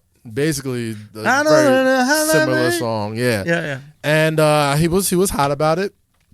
And according to reports, I mean, Drum literally stole the cha-cha. Yeah, well, yeah, you're right. These people crazy, bro. Yeah. But anyway, according to reports, so he beat up a guy that pressed him. He pressed Drake at his own party. So then you get beat up. You and fucking Drake's idiot. like, "Yo, like, calm down. We'll talk about this later." And he's like, "No." And then by the time fingers are waving, it was just. I heard a story about Drake. I still don't like the man, but this is the fucking illest story. He's talking. Imagine it's me and Kaz talking at a party like this. My homie from Canada, a comic we know, said he saw this happen live. Dave Marhesh. He's this close. And it's imagine Drake and his homie talking like this, real close. And then a girl, let's say you're Drake actually, a girl slides in between them, Drake and the girl, and just starts like getting in Drake's face, just like yelling at him, whatever. Drake just turns his head to the side and then claps over his head like that, and then security comes and grips his girl up and throws her out the fucking. Yo, my man. He did an MJ Thriller clap? MJ Thriller clap. That's exactly what it was. Bye, MJ bitch. Thriller clap. Just turn to the head, little like crooked face, like, all right, this bitch. Lets her talk for a little bit and then That's just. funny. They grabbed and picked that bitch up. She's like, get back here. Nah, people try to front on Drake just because he sings and shit. Like, he don't got to be the toughest guy, but he got tough guy money. He got That's good it. money, bro. Like, all you gotta do is make the call. I've heard some other shit about Drake that I'm so not at liberty to talk about. Oh, tell me. Patreon. Yeah, we'll talk Patreon. But Tell me. I mean, there's rumors. You've all heard the rumors. Yeah. I ain't heard the rumors. You ain't heard the rumors about XXX? That he took out X? I mean, Kanye. All right, I'll put it on Kanye since it's not on me. When Kanye was having his tweet storm back in the day, talking about how Drake was threatening him and sending purple heart emojis and like fucking the whole fucking sicko mode verse. Yeah. The whole verse about sicko mode is about how he was planning to fuck Kanye up. The entire verse is dedicated to crept down the block, made it right, cut the lights, nothing nice, niggas think it's sweet, it's on sight. Like he's talking about. Because he lives down the street from Kanye. He lives in Calabasas. He lived down the street from Kanye West. And he's literally talking about like... But why rap about some shit you didn't do? I mean, so Kanye, when he was doing his tweet storm and he was... I'm personally concerned about this because... Why did you say? We put out that joke and he hit me in the DMs about it. Oh, but he seemed to have a sense of humor. He had a good... that was funny. That's different. It's different. Like, until we go back to Toronto. Apparently, the him and Kanye thing goes back a long time. All right, our sign is thunderclap. See the MJ clap. It's like, yo. That's Alex just in the distance like, I think Schulz waving goodbye. But Kanye kind of alluded to the rumors, and a lot of people allude to the fact that like Drake might have had him touched. And even before XXX passed away, like he had an Instagram story. You could Google the shit where he basically said, "Yo, if anything ever happens to me, Drake did it." Yeah. Kanye be getting too loose-lipped though. Wild loose-lipped. He wild loose-lipped. Outed Jay's like, "Oh, don't send your killers after me" and all that type of shit. It's like these motherfuckers do have killers. He was legitimately scared. Yeah, like Diddy has killers, Jay has killers. Like just people who will ride for them. That's how you know Diddy a real one because Diddy punched Drake and nothing happened to Diddy. Yeah. Well, who's gonna touch Diddy? Exactly. Yeah. That's how you know Diddy slapped him. Diddy got his people too. Okay, hold the fuck on. So you're telling me Diddy slapped a lot of young motherfuckers, by the way. Can we get? I just need to get this right. You're telling me that shit is an honor. X said that if anything happens to him, Drake did it. It wasn't a sub. It was on his Instagram story. Yeah. Like, he put that shit up. Yeah. And nobody questioned Drake after the X murder. Nope. I'm still kind of nervous about talking about this now, to be honest. I wasn't going to speak on that. I told you, I'm saying the rumors have been out there. I'm not bringing it up. I never heard about this. Ain't this crazy? X said... If something happens to me, Drake did it. Nobody did anything when he got killed. Then they went after That little Dina girl, Hashem for a that, Venmo joke. Yeah. That just shows you that everybody's a coward. They go after the easiest. Yeah. So when you got video of this, but it's on YouTube, huh? Yeah. Fuck. YouTube need to stop playing, bro. Well, I could find it. I mean, I'm just saying. I'm not saying he did it. I'm just saying, Drake. I wouldn't fuck around with Drake. Is what I'm saying. Don't let the sing songs and the light skin fool you. I know for a fact he's had people touched. I don't know how many people, but there's rumors out there. Is all I'm saying. There's always been those rumors. And now apparently X died. Yeah, go back and listen to Sicko Mode. Yeah, I need to look at that again. But apparently, I think X died, and then Drake tweeted something, or like, didn't he Instagram something? I mean, didn't they say? People say the lyrics to "I'm Upset" was kind of him gloating about it, allegedly. Yeah. Well, oh, that was it. What was it? I'm upset. He said SMS triple X. He's like, why you keep shooting if you know that nigga dead? SMX? SOS triple X. Something. If ain't that. Why did he even mention triple X? Said, I mean, because it was a double entendre. It's like triple X. Saying, like, what's the word? That's the only time I ever SMS shot below triple the neck. X. That's the only time I ever shoot below the neck. Why I keep shooting if you know that nigga dead? That's the only kind of shit that gets you some respect. Yeah. So SMS is like text messages. Yeah. XXX, but it was a double entendre for like sending nudes or sending. Shoot below the neck means like bust in, like shoot below the neck, like come on somebody. Like triple X, like XXX, like it's. Yeah, but the double entendre is that like you can take like a nude of yourself below the neck. You know, so it was like the double entendre was triple X as in porn and triple X as in the rapper. Oh my god. Son, how did he get no smoke for this? How is this not like because a national he can news just say story? that? No, I'm talking about porn. Artistic liberty, bro. X fans, y'all need to go at this man. Y'all ain't about Oh no, nothing. they've been after him. Like, look at all these. There's literally tons of shit on the internet about like conspiracies that Drake had him touch. You ain't exposing his home address. But we love rap conspiracy. Yeah. Man, you can look at Drake's home from Google Maps. You don't got to expose that one. Yo, who's the rap Alex Jones? I would have kind of put what's his face on Elliot? there. Academics a little bit. Oh, academic. But now he's kind of okay, I guess in an exploitive sort of way. During that Chicago shit, he was really on the front line and reporting all that shit. No, but that's important. Like, who's the guy who's straight like conspiracy theory and rap? Talking about. Yo, if someone want to make money, probably Lord Sear. Maybe. Lord Jamar. He does Black TV shit. Yeah, but that's like some like race shit. Like, I'm talking about just rap. Like, that's a lane. Yo, that would be a massive lane. If you're rap Alex Jones, you just get out there saying what this really means and what this bar is really for, and this person really got killed by that person. See, but rappers is sensitive, and that guy will get touched. That's what I'm saying. Like, it's not worth the juice ain't worth the squeeze over there. Say what? Yeah. And he almost got touched. Yep. He almost got touched. He needs security when he goes out. Really? Yeah. So Ack got security. Yeah. Son, Ack looked like if I gave up. That's when I knew I needed to hit the gym. When somebody said, "Oh, you look like a skinny version of Ack," I was like, "Damn!" If I'm even academics, if I even get in that comparison, oh shit, I gotta hit the gym. I mean, interesting. Interessante. Never mind. Anyway, so okay. What else? What else is there? Oh, what else is there? Basketball's back tonight. We didn't talk about how Rockets are going to fire Daryl Morey. Oh, this is what I was going to ask you real quick to wrap up Daryl Morey. Do you think he did this on purpose to get fired? So that's what I'm curious about. Oh, I don't know how we fucking... This kid is... Sorry. Gagnon. Yeah. So that's what I'm curious about is a guy that's so good at making these decisions, a guy that's so calculated and understands the risk and reward of every single thing he does. He knows exactly where that organization's bread is buttered. And furthermore, that's a problem for the NBA because you know what they canceled? They canceled all these like G League games. China game. They were doing G League games in China. Swiftly China shut it down. So, he cost the NBA a lot of money. It might be Probably eventually billions, Probably dude. a bill. Probably a Dude, bill. and I mean, Adam Silver got to be going fucking nuts right now, dude. He got to be going fucking nuts. You know how you know it's a huge story? You don't hear about it. You don't hear about That's it. a great point. That's how you know it's a big fucking story. I'm just like, you're just going to upset an entire nation. son? 100%. This is bankrolls a lot of probably the second biggest league in the entire country. Yo, Nike, Adidas, New Balance, Under Armour. They all do those camps out there where they send Steph Curry, they send Kyrie. Most of them make their sneakers out there. Yes. Oh, they all make their sneakers every single signature athlete. Every single signature athlete has to go to China. Like, they be putting the fucking shoelaces in America. The rest of the shit is made in fucking China, guaranteed.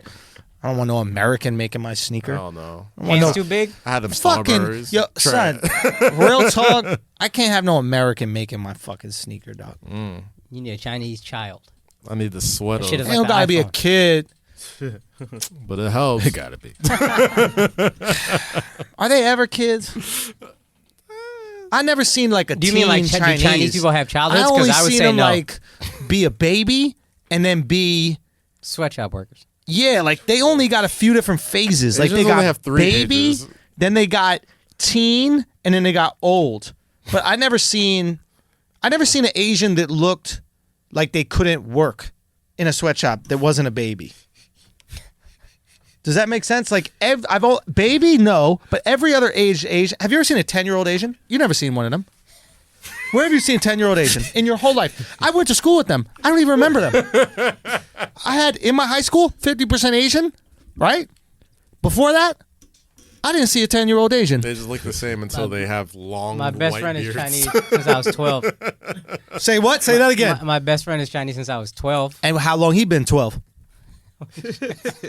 You don't know how long They he just been don't 12. age, yo. It's They not have even an about don't age. impeccable They aging. never are. It's like, you know how like you don't see the fucking pigeon when they're a baby? You know how you only see adult You only see pigeons? You adult never seen a pigeons. baby pigeon. Like, we live in New York our whole life. We ain't never seen a I've never baby seen pigeon. in my life. That's Asians, bro. You They see, just come out 12 years son, old. you see the eggs in the nest, right? They get born. They're adorable as fuck born. They make a couple Instagram videos that are absolutely adorable. And the next time you see them, they're teens, bro. Oh You don't see 10-year-old Asian. What about the little kids playing the piano all the time? They're old enough. They're not kids. They're That's old the- enough. They're 20? They're 20 years old. They could be 20 years old easily. 10? They got like 30 leg hairs total. But they don't shave them, but they got 30 total leg hair. They don't be shaving their legs, bro. At least the ones in my high school. These bitches would have 30 total leg hairs, 15 on each. And them shits would stay, bro. Look like my beard. Can we not be on SNL? Hey, let me tell you something. That ship has sailed a long time ago. Gosh.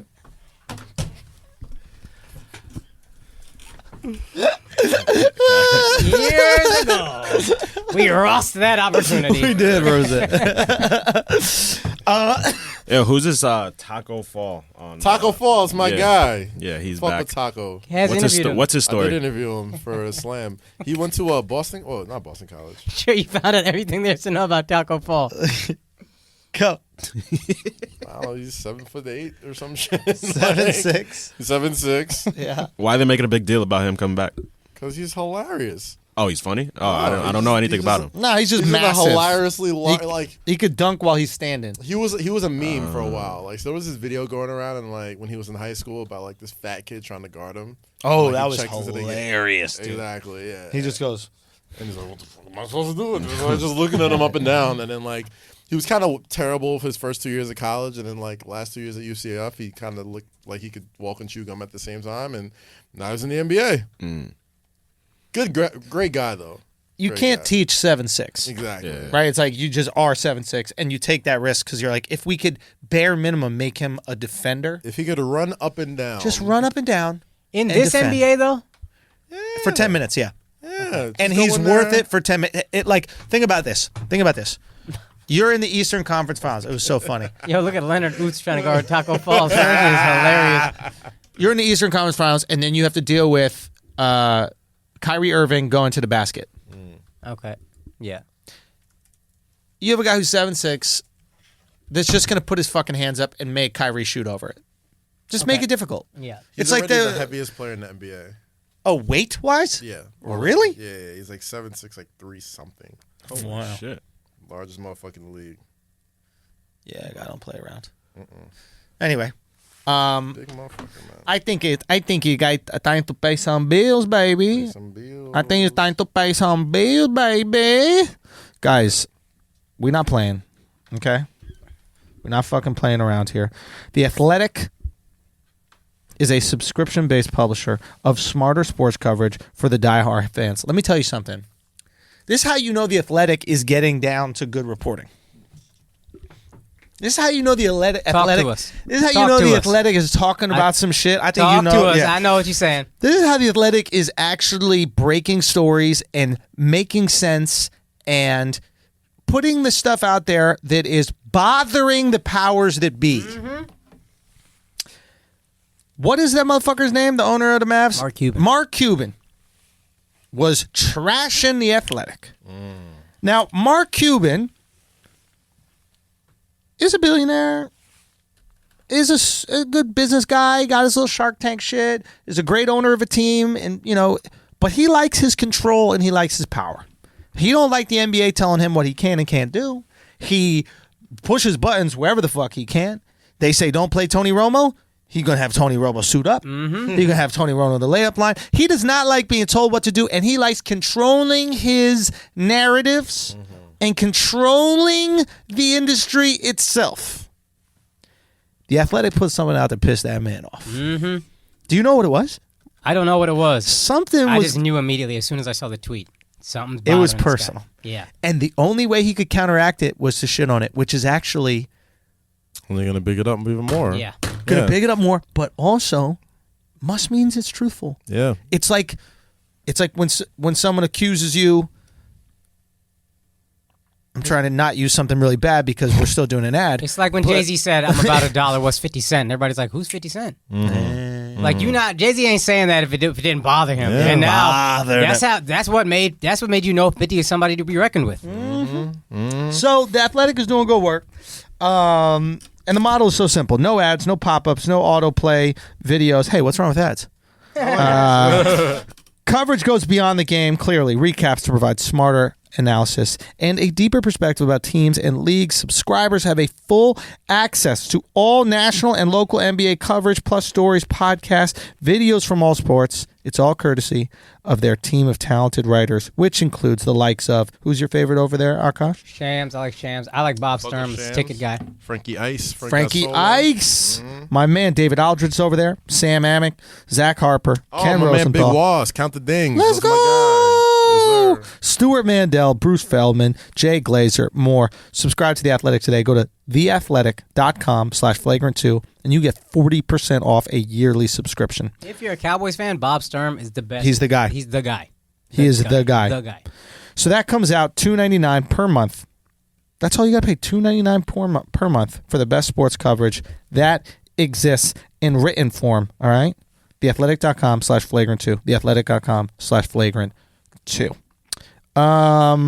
And we're back, baby. What else we want to talk about, boys? I only had a few things written down football-wise, and we just talked about him. Is Deshaun Watson, if he's not top 5 QB, he's top 6. Mahomes, Breeze, Brady, Rodgers, Wilson, Watson. That's my list. Not in any particular order. I know I put Watson at 6, but I got Mahomes. I got him right outside. I don't know who. I can't think anybody who's putting up crazier numbers. He puts up crazy numbers with no offensive line. More with less. Outside of you got Hopkins. You got the best receiver in the league, probably. Will Fuller, who looked pretty good yesterday. But Watson, man, and the hype coming out of Clemson was Dabo was calling him the Michael Jordan of football. He's like, if you pass on this guy, it will haunt you for the rest of your tenure if you're a GM. And so far, so good. Dog, if the Bears had him instead of Trubisky, the Bears might have won a Super Bowl by now if they had Deshaun Watson. Wow. I don't think they lose to the Eagles last year. I'll say that. Of course not. Because Trubisky has cost them games. And the thing about Deshaun Watson is like he's not going to cost you a game, and he's good enough to win you a game. He's good enough to will you to win a game. He'll throw some picks, but nothing crazy. Nothing crazy. Nothing game costing. Like he'll get you. Like if he throws a pick that costs you the game, it's because he got you close enough to make it a one possession game. I couldn't understand in college, like coming out of the draft, how he slid so much. He's black. And to be honest, that's what I was saying. they can't, like, if you're not super athletic as a black dude, they can't understand how you're going to be good. Yeah. In the same way they can't understand how a white, not quarterback could be athletic. It's like the Christian McCaffrey flip. It's like, he can't just be like a really smart, like, break down a defense quarterback. He's not super, he's athletic, but he's not super athletic, so probably middle of the first round is where we should be. That was the knock on Dwayne Haskins. He broke a shit ton of records in Ohio State. I'll say this and he's not athletic. Real quick side note about Dwayne Haskins. I was watching him at his post-game press conference. I was like, my man look kind of fat. He does give me like Byron Leftwich vibes a little bit, like kind of husky, kind of fat, kind of round in the chin. He was talking real salty, talking about get used to me being up here smiling. I know I had a bad game, but this is one of the few I'm gonna have. Some crazy shit like that. And I was looking at him. I was like, yo, bruh, you look like what's that cartoon in the '80s that came out with the fat baby? Was a black family? Baby's Kids. You look like one of Baby's Kids. I love that movie. Anyway, Deshaun Watson's the top 5 QB. Dwayne Haskins is fat. These are the two things I feel like I have to say. I got Mahomes my number 1. I got Russell Wilson as number 2. All over Brady? I put Aaron Rodgers 3. I'm talking about like, yo, I'm starting a franchise right now. Who am I taking to build around? Okay. And I think you still need a little bit more pieces to make Brady work. But if I'm just starting, Rodgers, Breeze, and Brady are all older. That too. They're all on the wrong side of 30. That too. So I got 40. I got Mahomes, Wilson, Rodgers. Fuck. I think I'll put Watson in there. My 4th, and my 5th might be like, fuck. I guess Brady. I guess I personally like Drew Brees better, but I'll put Brady just off the fact that the motherfucker wins and he's got that thing that, you know, maybe if he's on another team, maybe he still wins 2 or 3 Super Bowls, maybe not 6, but he's just got that thing where he just fucking wins. He got that maniacal work ethic. Yeah, he's got that thing about him, so I'd still take him as my top 5. But yeah, Mahomes is still he's the boss don. He's the final boss right now as far as quarterbacks right now. That motherfucker makes throws that I didn't even think you can get away with in the NFL. He had a crazy touchdown pass yesterday. Yeah.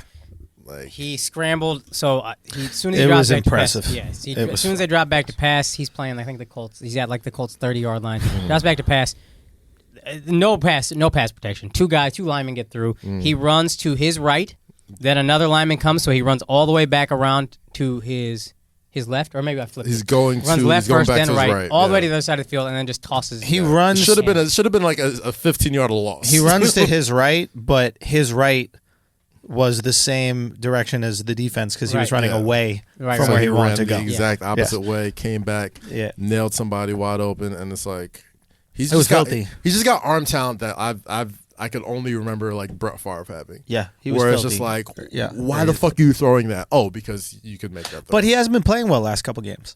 I mean, he had a good game, I thought, against Detroit for the most part. I think. I mean, he still put up like 30-something. Last game, the Colts controlled the ball for like 37 minutes, which is a lot. That leaves the Chiefs 23. Yeah. So that was their game plan: is we're going to drain the clock so you can't get it. Let's take the ball out of Mahomes' hands. And he didn't have a great game still, but that was also part of it. Is the Colts were like, all right, we're going to run. They're running back Mack.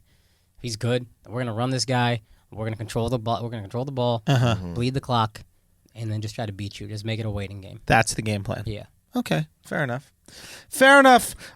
Guys, before we get out of here, let's say some dates. And for those of y'all who will be joining us Friday, Patreon, we might have some saucy shit about how Drake's a mass murderer. Okay, Kaz gonna really open up. We just might, goddammit. That's patreon.com/flagrant2 if you want to join the army. Keep that motherfucking shit tight. But yeah, everybody get them dates out. I know that we will be. You can get tickets for all my shows. theandrewschulz.com. Next thing we are coming up is Palm Beach. We'll be at the Palm Beach Improv in Florida, October 26th. Then the 1st of November, I'll be in Chico, California. Then the 2nd and 3rd, I'll be in Sacramento, California. I believe we have some tickets left for the late show on the 3rd. And then we come back the 14th. I'll be in Connecticut at the Wall Street Theater. Then the 16th, we'll be in Boston at the Wilbur Theater. We got 2 shows there, some tickets left for the 2nd show. Then the 22nd of November, New York. First show sold out. 2nd show got some tickets left, but get them quick. theandrewschulz.com. We just added a bunch more shows, so go to the website. Go check it out. Akash. I'm going to be in Minneapolis this Friday at Sisyphus Brewing. 2 shows, 7 and 8:30. Come through. The next day I'm in Detroit at the Independent Comedy Club. Show is at 9. San Diego, I am at the American Comedy Club November 7th through November 9th. Then Tempe, Arizona, one show at the Tempe Improv on November 10th. And then Hartford, Connecticut, I'm coming through on November 14th. It's in central Manchester, Connecticut. The Hartford Funny Bone. Come through. Buy tickets at my website, akashsingh.com. Tonight, anybody in New York City, come to the Adidas Original Store in Soho. I'll be hosting the Talk series with Adidas Originals and the founders of the Rolling Loud Festival, Tariq Sharif and Matt Singler. Yo Q will be DJing. For more info, go to adidas.com/NYC. Also, be hosting a party with the Duce Palooza guys called Rhythm and Flow for Netflix. It's a new show starring Tip, Chance the Rapper, and Cardi B. Also tomorrow, October 8th at 7 p.m. at the Regal Ewald. Come through for that. And this Saturday, Duce Palooza, Washington, D.C., Howard Homecoming weekend. If you followed this weekend, you know the big headliner is Pusha T, one of my favorite rappers, one of the biggest rappers as far as getting Palooza to where it's at. He's coming back to D.C. where he first came, so it's a big show. Jay Murphy, DJ Academics, not that one. Where's Nasty, DJ Scream, DJ C Styles, and DJ Schemes will be on the ones and twos. Get your tickets at DucePalooza.com/tickets. Okay. Guys, thank y'all so much for tuning in. Flagrant 2. No easy buckets. Spread the word. Spread the flagrancy. Peace. Shout out to the new fucking champ. Yeah.